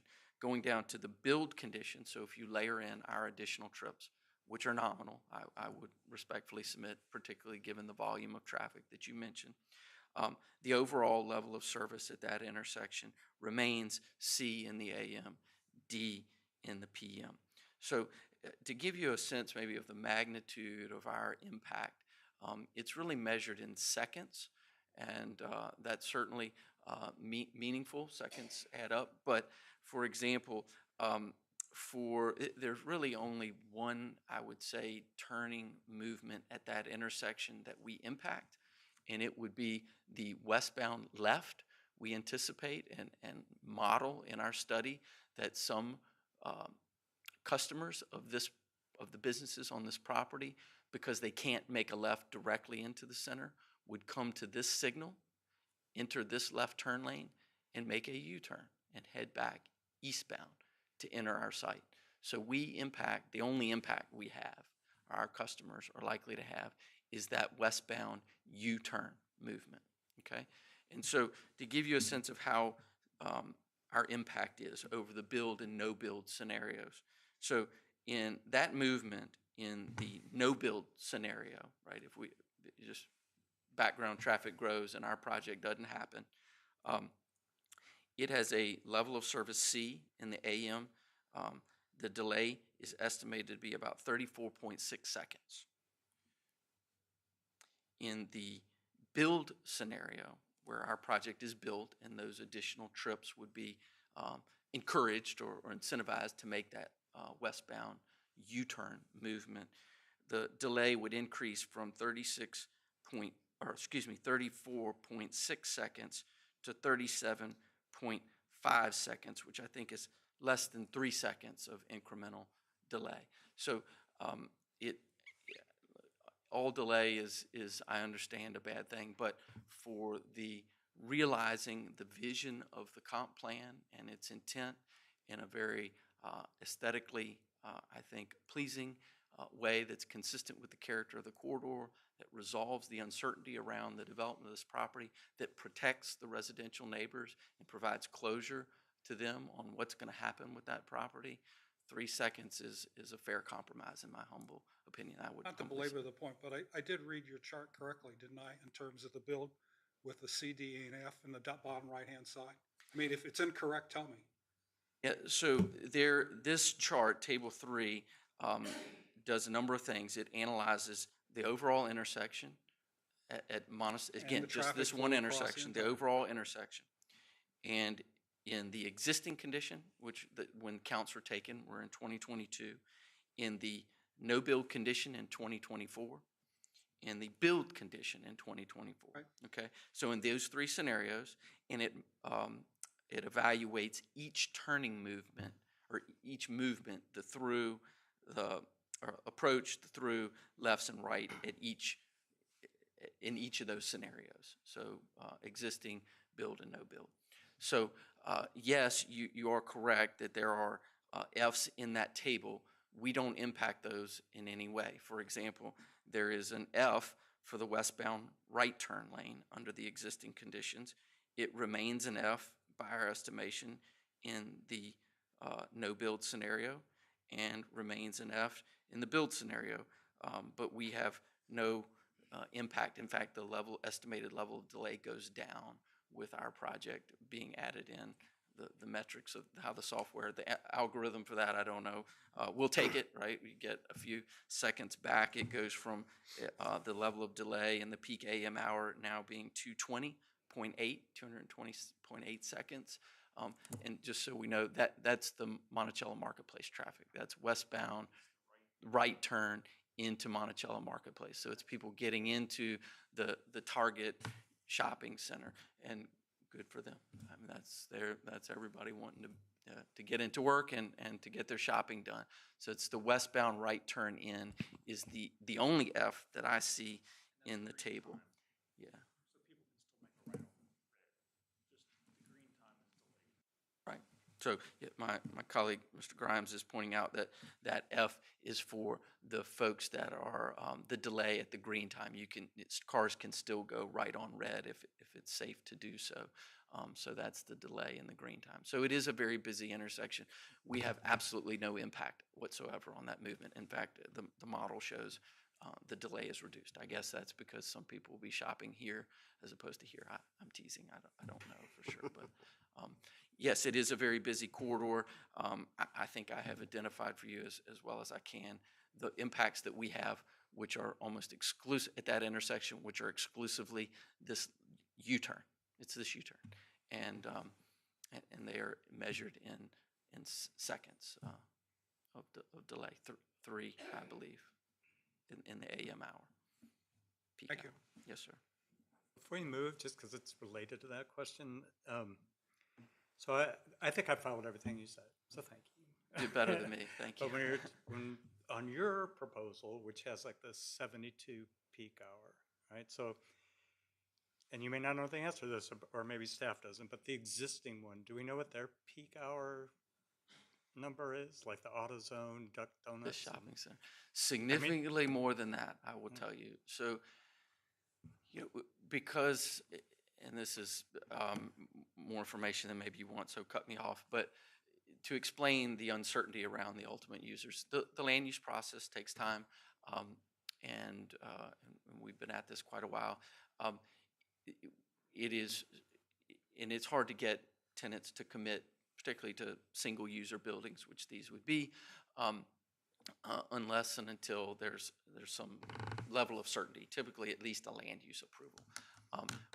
The vision for the tenants and what these conditions are modeled on are professional office space and general retail. So, a dentist's office, a doctor's office, a lawyer's office, a CPA, those types of office uses are what these buildings, their footprint, their design, the parking criteria, it's all built on those types of end users, and potentially one or more of those buildings could also be a small retail center. But because, and sort of similar to the Hazelwood project that Mr. Polster mentioned earlier, because we don't know exactly who those end users will be, it's not sufficient for us just to say that we'll limit to ourselves to this footprint and these buildings and this architecture, because the trip because we don't have a specific use committed to the site, the trip generation could vary widely among those uses, right? So as sort of to add integrity to our commitment to limit the intensity of the development here to professional office and general retail of a modest nature, we propose the imposition of a trip limit, so that we may not know exactly what it's going, that end user is going to be, but it can be much, because users beyond those that I described to you are going to dramatically increase, or going to produce trips like the center next door that are dramatically in excess of 72 p.m. peak hour trips. That's where I was going. Yes. So thanks. Yes, sir. You still don't know the original size of these three parcels. Were any part of it taken to put Monticello through back in the day, or Good question, Mr. Haldeman, and I apologize. No, I did not That's okay. run that to ground. Ms. Sutherland, I believe, or excuse me, yes, Ms. Sutherland, who is a member of the Ertl family, who owns two of these parcels, is here, and I believe intends to speak to you. She may have some history there that I don't have. Any other questions for Mr. Trent? Mr. Trent, just one, looking at the proffers with the prohibited uses. I think this is neighborhood commercial, and I can't recall, but would vape shops or CBD shops be considered, be a consideration for a use here? Did we know? Sorry to throw that at you. It just hit me while we were looking at this, so. Good question. I'm scrambling to find the proffers. That's probably the one thing I don't have in my binder, because I was expecting to. So your prohibited uses in the proffers are convenience store with fuel sales, grocery store, fast food restaurant with drive-through, funeral home, machinery sales and service, new and rebuilt auto parts sales, vehicle repair and service, and trailer sales and service. I don't obviously see vape shops and whatever the other category listed here. To be honest, that was not an intentional omission. I don't know how they are characterized candidly, and I'm embarrassed to admit this in public forum, but I don't know how those uses are characterized under the zoning ordinance and whether that door would be left open or not, but we can certainly address that. I recognize it's a curveball at this time. I just, that's probably the one use that we've heard the most outcry from in the last year or two. So, it's kind of inconsistent with neighborhood commercial in my opinion, so.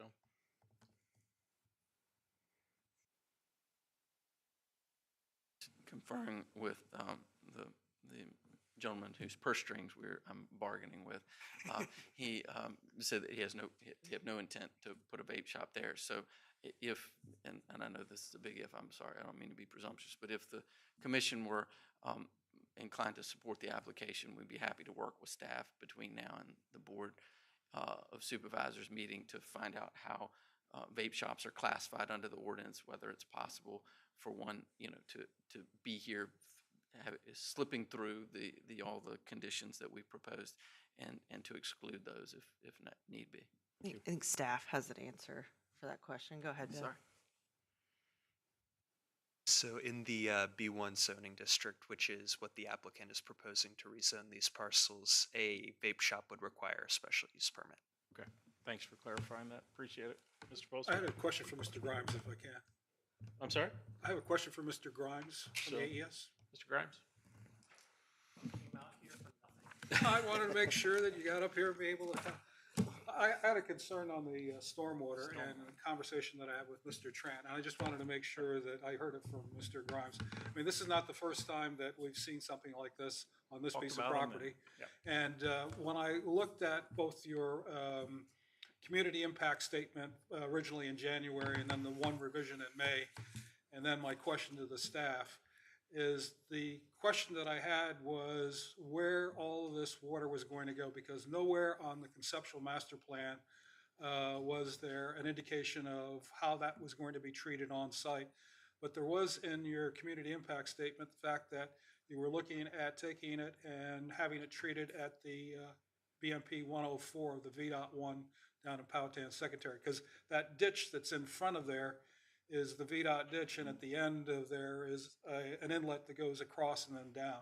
So the question is though the conditions state that the stormwater will be decided at site plan, can you please tell me what type of alternatives or conceptually you're looking at to do the treatment?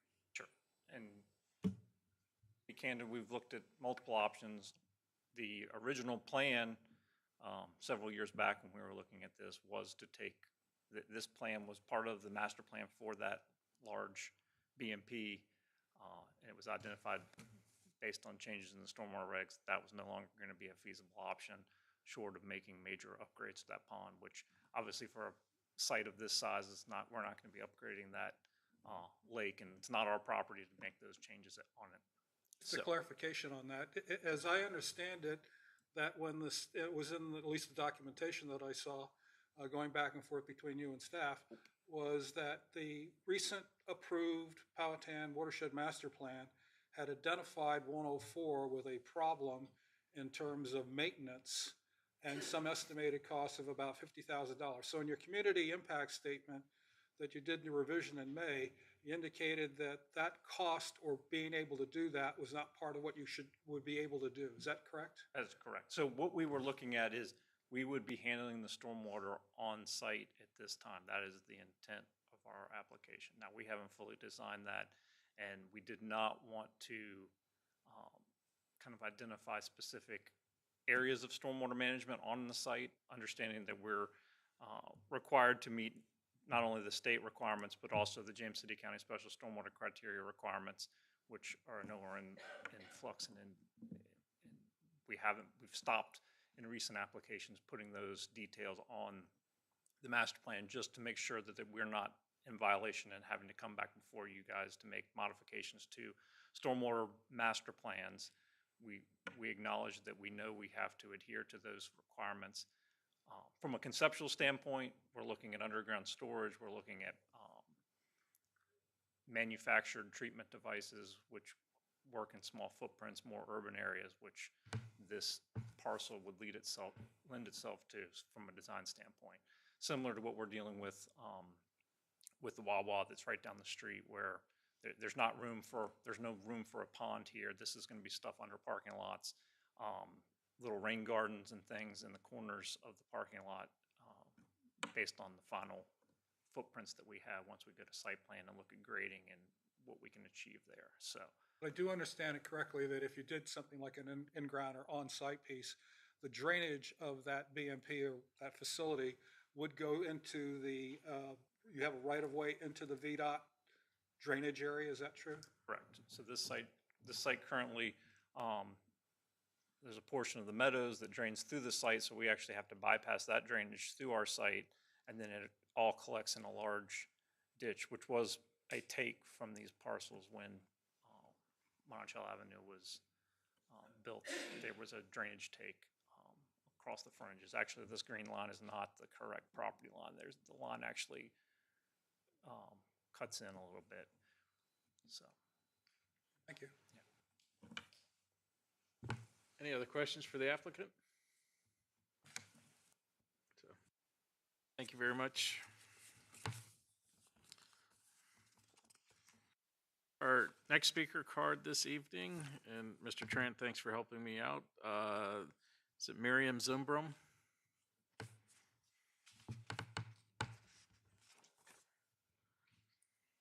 Evening. Thank you for allowing me to speak. My name is Miriam Zumbrin. My address is 101 Indigo Dam Road. I am a Williamsburg native, born and bred, and raised here. One of the selling points for us buying our house back in 1995 was the underdeveloped land on that side of town back then. And throughout the years, you can imagine the growth that we have seen. We've appreciated some of the growth, but some of the saving graces that we have really appreciated about our side of town is actually that little wooded lot. It has kind of been that buffer. It has been that area of land that has kind of given us that being part of town, but being away from town. We are one of 4 families that are going to be immediately affected by the development of this wooded land. We did meet with the gentleman recently, and they were very kind and generous, and like they said, listened to our concerns and tried to work with us, and we appreciate that. However, I feel like we had to put our concerns on the record. This is our home. We hope to keep this as our forever home, and so again, we just want to kind of validate our concerns that we have. I think the biggest concern for us is the increased noise. Currently, living at our home, we do hear the noise every night, the ambulances, the cars, the trucks, that sort of stuff. So there is a major concern about the noise buffer. Where we live now, and looking at the shopping center where the AutoZone and the Duck Donuts is, we do hear every morning, or when they come to collect the trash, the emptying of the dumpsters at 4 and 5 o'clock in the morning. So I know developers do their very best to create those buffers, but still we are impacted by the development. So that is one of our major concerns, is the increased noise that we will hear on a daily basis. And then also, the growth of that area. We look at, in that wooded land, we also have, what is going to be the impact on the environment? Currently, when I look out my front window, I see that wooded lot. So in the future, I'm going to see a buffer of trees, and I'm going to be able to see the back of a building. That's not something I really wish to see. However, I do know that growth is going to happen, but I ask that you guys take into consideration these concerns that we have. And if you look at the Monticello corridor from News Road up until Newtown, there's not a lot of wooded area on that stretch of land. It's very much developed. And again, just appreciating the beauty of Williamsburg. I think we all have lived here. We appreciate the beauty of Williamsburg, and we try to keep it beautiful. And, again, just adding to the environment and the aesthetic of Williamsburg, I think we need to take that into consideration as well. Some of the other things that we do have concerned about is the increase in traffic. If you live in that area, you already feel the increase of traffic. And the gentlemen were really great in answering our questions. However, we still have concerns because we drive that route every single day. We feel the impact of the increased traffic, especially at the light right there at Monticello that takes you into the Target shopping center. And we realize that they're going to have that one in and one out. However, if you look at the impact, you'll have to make a U-turn at that traffic light. And then when you go into the shopping center, if you look at where the road between Wendy's and the old Ruby Tuesdays, directly across the street, that's where that entrance is going to be. And not too far from that is the traffic light from Windsor Mead. So you already feel during peak hours the increase in traffic, the stopping of the traffic. So we ask that, again, we got to take into consideration because right there is that on-ramp to 199. And again, just increasing the further noise and, that's going to be impacted for the neighbors that are around the surrounding areas. My other concern is I do work for a health system in Williamsburg. I work for Riverside Health System. And I realize they're gearing towards retail and medical office buildings. And one of my concerns is most medical offices or independent physicians' offices, which are few and far between, are part of health systems. These health systems have medical office buildings. We currently have 2 in town, one that's on campus at Riverside Doctors Hospital, and then we have one at Williamsburg Crossing. The same thing with Centera. Theirs is on the campus of Centera Hospital. I can see, trying to, bring in new, new clients and stuff like that. But again, I ask that you take a look around town. My son and I did drive around town into the adjacent shopping centers and office parks. There's a lot of empty, vacant spots. And so my concern is why develop new spaces when we have vacant spaces we should be promoting and offering to other providers. These are retail and office spaces. You look at Newtown Road, Newtown and Monticello Shopping Center, Midtown Row. There's plenty of vacant spaces that are available out there. I think we just need to kind of remember that in our case. I apologize.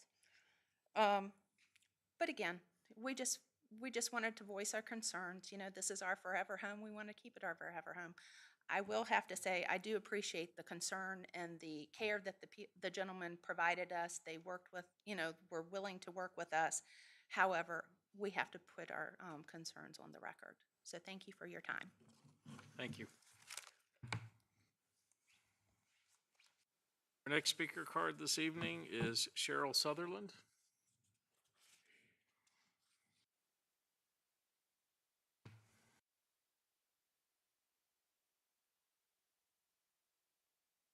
Hello, my name is Cheryl Sutherland. My maiden name was Ergel. My address is 1010 Brandon Court. I live in Danville. So I drove 3.5 hours in the rain to be with y'all. I'm flustered being up here. The 2 lots, my grandfather's house is on one of the lots. And I was brought home from the hospital and lived upstairs in that house. And grew up traipsing through the woods back to News Road, and I know that land. So like she says, she was born and raised. I was born and raised on that property a lot. I also remember my grandfather had a garden in the back, and in order for Monticello Avenue to be extended, they took his garden to build that. So to advance community and advance the shopping centers and everything that's been advanced back there, there has been a lot of sacrifice, or our family sacrificed for that advancement. I understand the concerns about noise and all that. And I rode back there today when I got to town to just see what the back of the other shopping center was, where what they call like the edible arrangement and all that kind, to see what it was like. And it's really nice. And Tim has guaranteed that it's going to be at least that nice. So there you have trees and you have steps towards beautification. So I feel like we're on the right track, but they are going to make it presentable. They're going to make it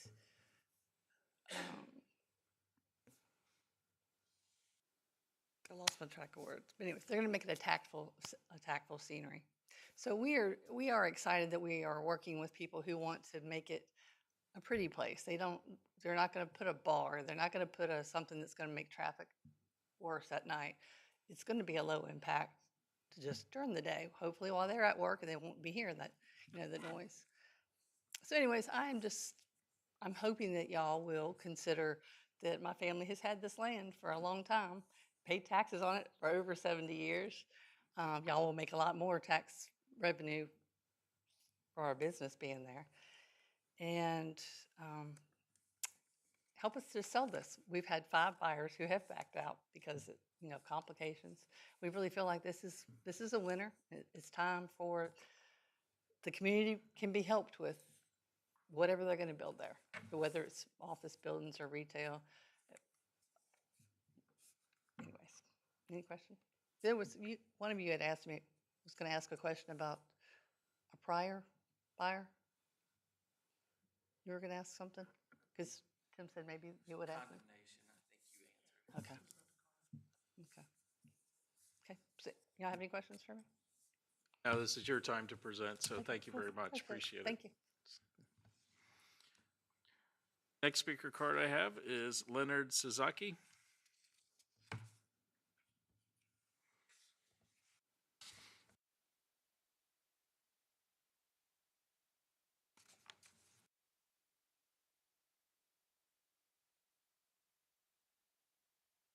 My name's Leonard Suzuki, and I live on 3927 Ironbound Road. And you mentioned something about a sidewalk as one of my key things, and I have a little instruction here or something that says that it's a pedestrian comprehensive plan, and it's supposed to have a sidewalk either on the north or the east side. We already have a sidewalk on the east side. The people that live along there, they're the ones that maintain it. I haven't ever seen a VDOT or anybody taking care of that sidewalk. They do. The sidewalk that's being proposed now, there isn't one in the other establishment, the Monticello shop market, but whatever, where AutoZone is, all that. There's no sidewalk back there. So I don't see why you need a sidewalk on the property you want to build. I'm running out of minutes already. Anyway, I just don't see the necessity of a sidewalk running along the backside, because if you didn't have the sidewalk, you could leave all the trees that are already there.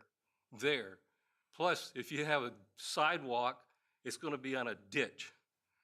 And when it rains hot and heavy or a pipeline breaks across the street, the water just runs down that ditch. So these people going, if they walk along the sidewalk, where are they going to go? There's nothing on your plan, or not yours, on the plan. When you look at the proposed sidewalks and stuff, they don't go anywhere. It doesn't do anything. If you leave the sidewalk off, you have a nicer buffer in the back, like the adjacent place. So that's my thing about the sidewalks. I just don't understand the logic. There's nothing, there's no crosswalks. How are they going to get across the ditch from that sidewalk to get on the other side of the street? I guess you could say the east side of Ironbound. I don't get the logic behind that. The other thing is, I know her as Cheryl. Her grandfather and me were great friends. And I understand the reason for selling it, but I don't understand the sidewalk. I guess that's something that's really irritating to me, because nobody takes care of that ditch. They come along and they mow, but they never go down into the ditch. When there's a heavy rain, the ditch just fills up, and they say they're going to run the thing down to a force feed or something like that with a pump to get the water off. But right now it just runs down the roadways, and then right between Cook's property and Ertle's property, the water just goes down. There's like a little floodplain, and then it drains off out into the ditch on the other side. And there's a ditch. There's one proposed sidewalk that's going to meet the sidewalk of Monticello Avenue, and you come up that sidewalk, which is going to be adjacent to my property. Anybody could be coming off the street there and come up there. And then if you look, the proposed sidewalk doesn't go anywhere. That just doesn't make sense. And I have a thing here. I don't know if you care to hear it, but it's a, whoops, I can't read that fast. It has something to do with a plan, but and it says community character area sidewalk inclusion zone, and it says east or west, or I'm sorry, east or north of the roadways located in the community character areas. And that's the map I got from him. Mr. Reisinger said that. I guess I shot my wad, folks. But I don't have objections to the proposed change. I have an objection to the sidewalk because it's going to just ruin the backside of the property, I guess you could call it, when you're driving down the road. Thank you. Thank you. That was the last speaker card I had. Is there anybody else that wishes to speak on this application? Seeing and hearing none, I will close the public hearing and open it up for discussion. Mr. Polster. This is the second time we've had an SUP for this property. And the first time was before we did the last comp plan. And my good friend, Mr. Haldeman, in fact, tried to see if we could make a change to that. And we couldn't come up with a change that wouldn't impact financially the landowners. And so we kind of punted on trying to change it for it. But the issues for me at that time, even though the density of this is much less than the original proposal, and it doesn't have an entrance where the Windsor Mead piece is, so that it's all going through that one. The issue of the traffic and the impact on the environment are still there. And so one of the things that we did in this last comp plan is that we tried to take a look at the cumulative impact of traffic and on the impact on the environment that development is having. And so one of the things we're trying to do with the comp plan is to try to manage that growth and where it occurs.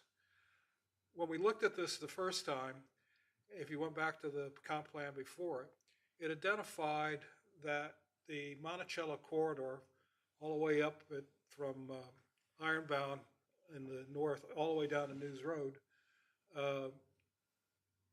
had a level of service that needed to be fixed. And they came up with 2 items to be able to do that. And the first one was to fix the intersection at News Road and Monticello, which the VDOT folks did. And then the second one was to synchronize the lights along the entire piece to get the flow there. And they did that. And then the third alternative was, guess what? To put a 4th lane in on either side, of which that's not going to happen. And so at the time we looked at this, the traffic was already exceeding this 41,000. Now, when I referred to the table 3 in the TIA, is the overall intersections that he pointed to without the left and the right-hand turn are D's and C's in the 24 build out. And like I said, our standard is C. And so there is no way at this point that we're going to mitigate the traffic on that road. And when we did this the last time, the number of folks that came out against this thing were unbelievable, because guess what? That Monticello to the marketplace piece and that intersection that's across there, it's a cut through for people to go on Ironbound to get to News Road because of the traffic.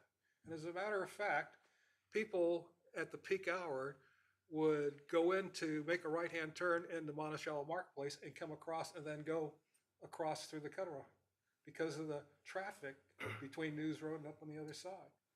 And this project is going to continue to compound that. It's never going to get better. The second point that I have is we just finished the watershed management plan for Powhatan, approved by the board here in the last September timeframe.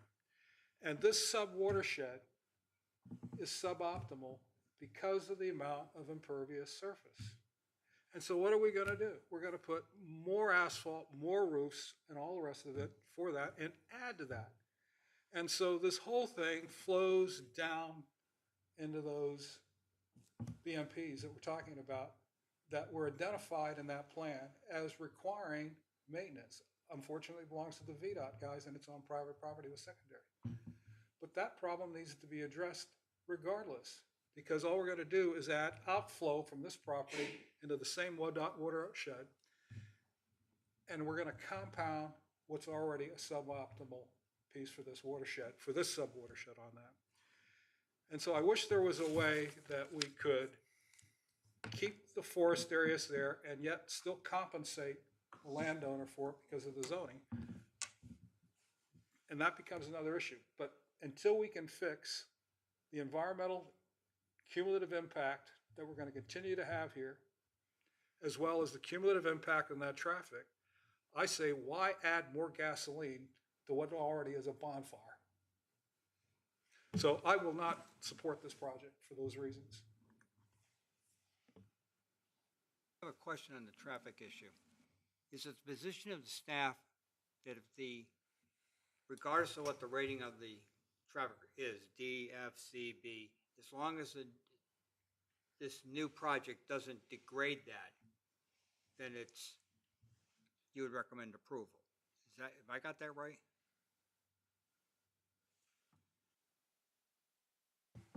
So I just want to make sure that I'm understanding, I guess, your question. So you're asking, I guess, if the decrease or the traffic impacts, if the I apologize. Do you mind repeating your question? Like this on your report here, it's got overall intersection Monticello and the marketplace CD, CD, CD. So nothing, even though we're going to be putting up to 72 or 48, depending on time of day, it doesn't change the overall rating. And the same goes for Monticello, Windsor, Mead, AM, PM, AB, AB, AB. Even though there's potentially 48, 72 additional, since the overall rating doesn't change, then the staff would recommend approval. Is that correct? So staff's belief staff, when evaluating the traffic impact analysis, there is a board adopted policy, the traffic impact analysis submittal requirements policy. And in that policy, there is a test that is done to see if it meets that policy. And that test states that I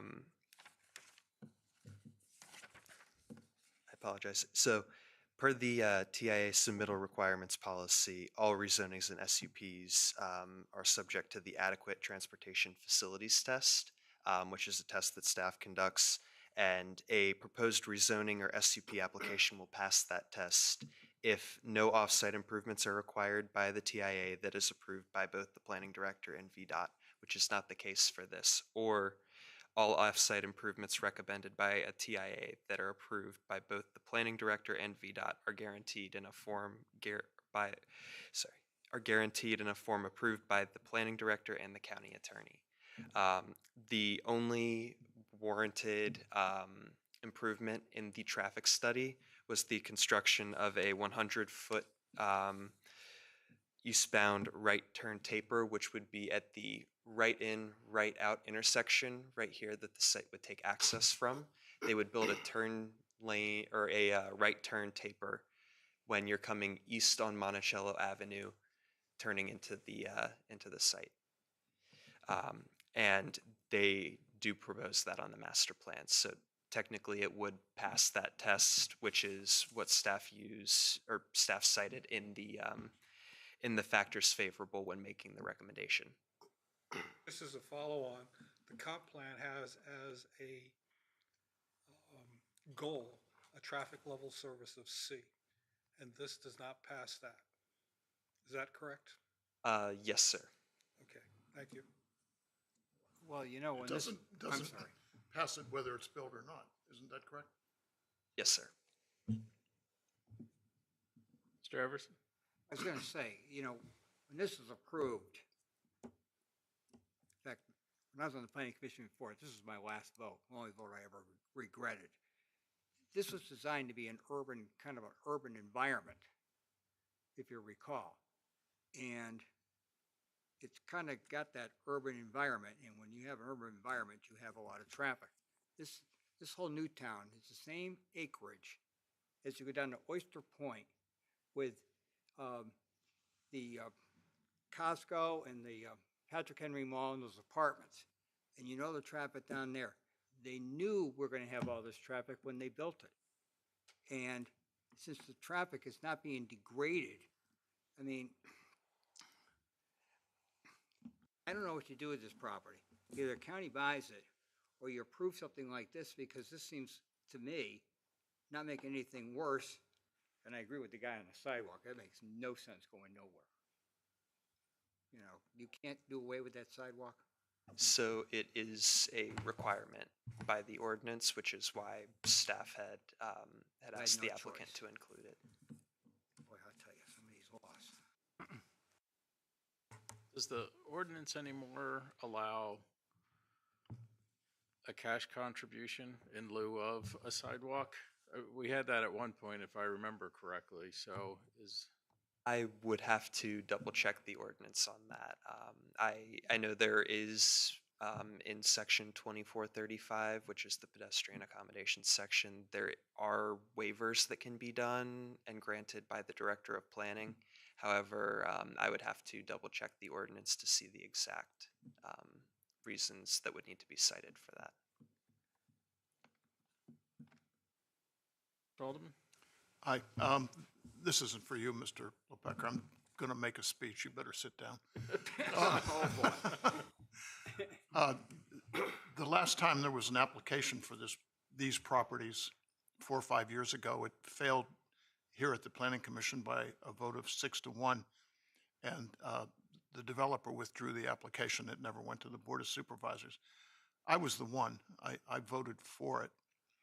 The big difference between that and this, positive difference, is the earlier one had a left-hand turn on the westbound lane at Monticello and Windsor Mead Highway, or Windsor Mead Way, a left-hand turn into this project.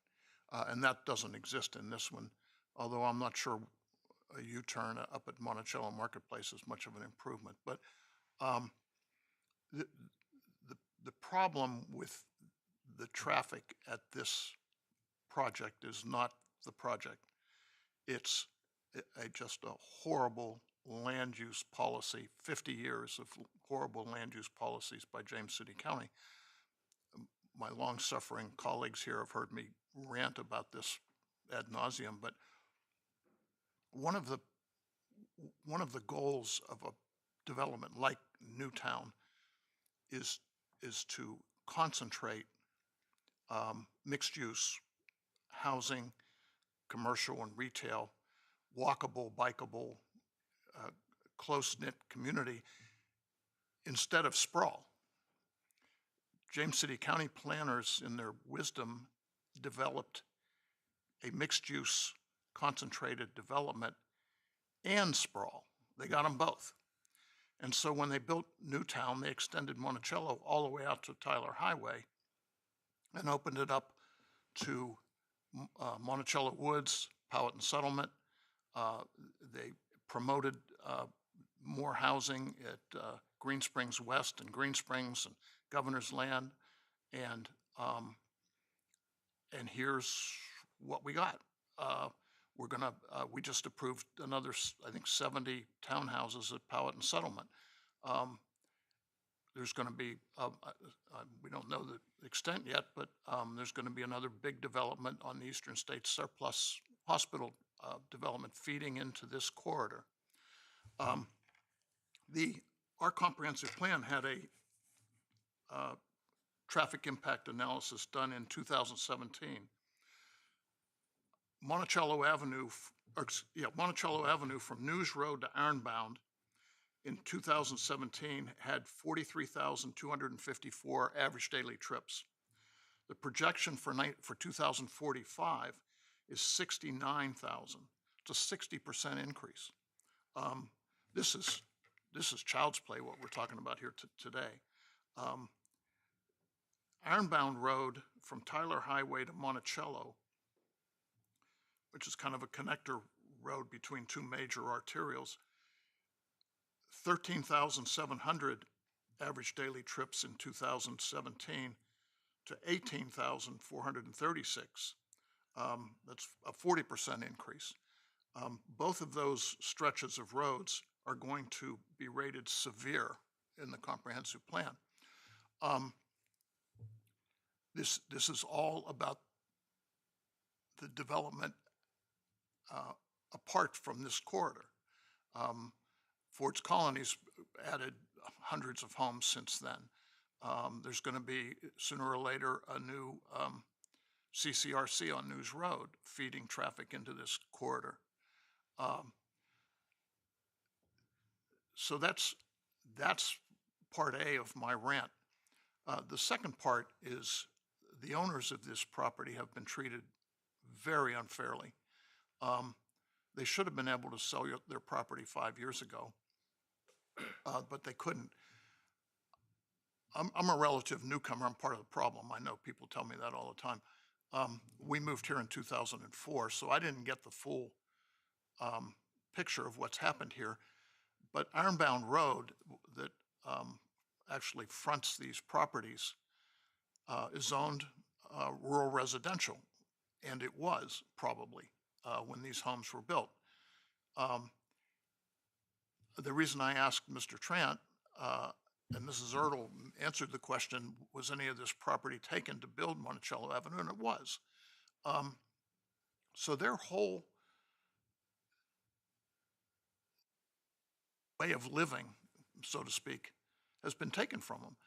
They were on a rural residential road, and it was a rural residential road, and all of a sudden, to their left and behind them are acres and acres and acres of commercial property with high-intensity traffic whizzing by their back, the entrance to 199 right down the road, with all the noise and pollution and so forth that goes with.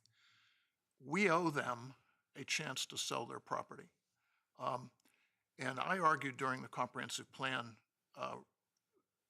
revision that the county should buy it at a fair commercial price and just let it lay fallow and not contribute more towards this madness. I couldn't close that sale, so here we are. But we owe it to these people. We, the taxpayers, and the people who live here owe it to these 3 property holders, and maybe eventually 4, to give them a chance to sell the property that has been severely damaged by the very poor land use policies that the county has practiced. So that's it for me. I plan to support this again.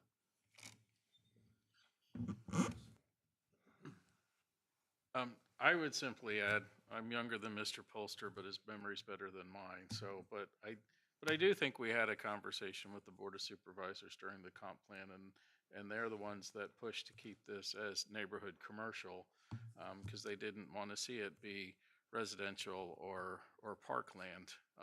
So I agree with Mr. Haldeman that, you know, it's up to us to help find a way that, you know, this makes sense for not just the property owners, but for the community as a whole. And thank you to the applicant, because I think this is a very thoughtful application. You know, I'm probably I usually am in the minority, but, you know, for traffic, I would prefer to see an exit onto ironbound roads that carries traffic back to News Road and takes it to an intersection as opposed to dumping it out onto Monticello Avenue. So I recognize that that's probably a dead point. So to have the right in and the right out had certainly addressed a lot of the concerns that we heard with the last application that had come forward on this. So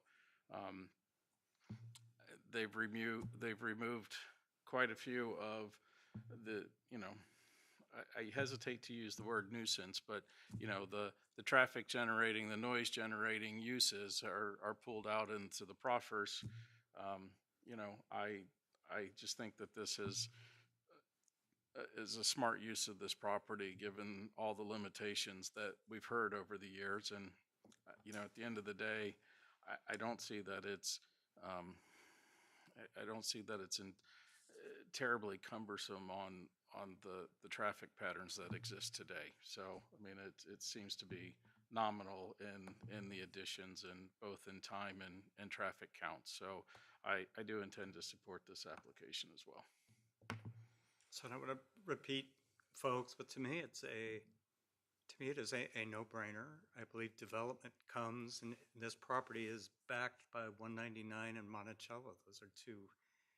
Those are the kinds of roads that will carry people to businesses. And since these are low-density businesses, I feel like, this is like an extraordinary lesser of evils that come with us, that come with people. So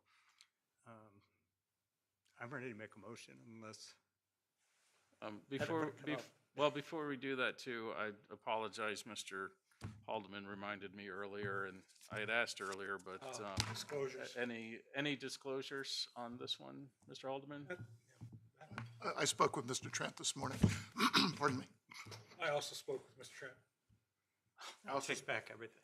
I also spoke with Mr. Trent this afternoon. I got a message that he wanted to get up with me, but I got it too late, so I did not speak to Mr. Trent. I feel really left out. I'm always that kid on the playground by myself at the end. Any more discussion, or I'll entertain a motion? I'd like to make a motion that we support Z-23-0001, SOUP-23-0031, the Monticello Avenue Shops. So, and that's with the attached conditions? With attached conditions. So we have a motion to recommend approval to the Board of Supervisors. So, Ms. Istanis? Mr. Haldeman? Aye. Mr. Polster? Aye. Mr. Rogers? Aye. Mr. Everson? Aye. Mr. May? Yes. Mr. O'Connor? Aye. Motion carries. Thank you very much.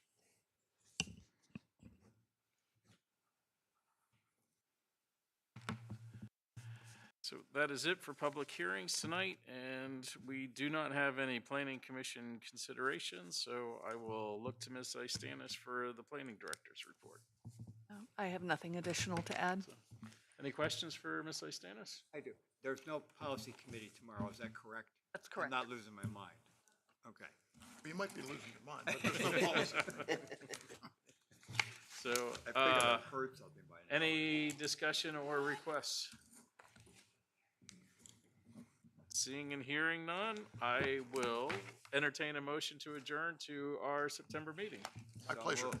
So, all in favor? Aye. We are Jack persuaded adjourned. me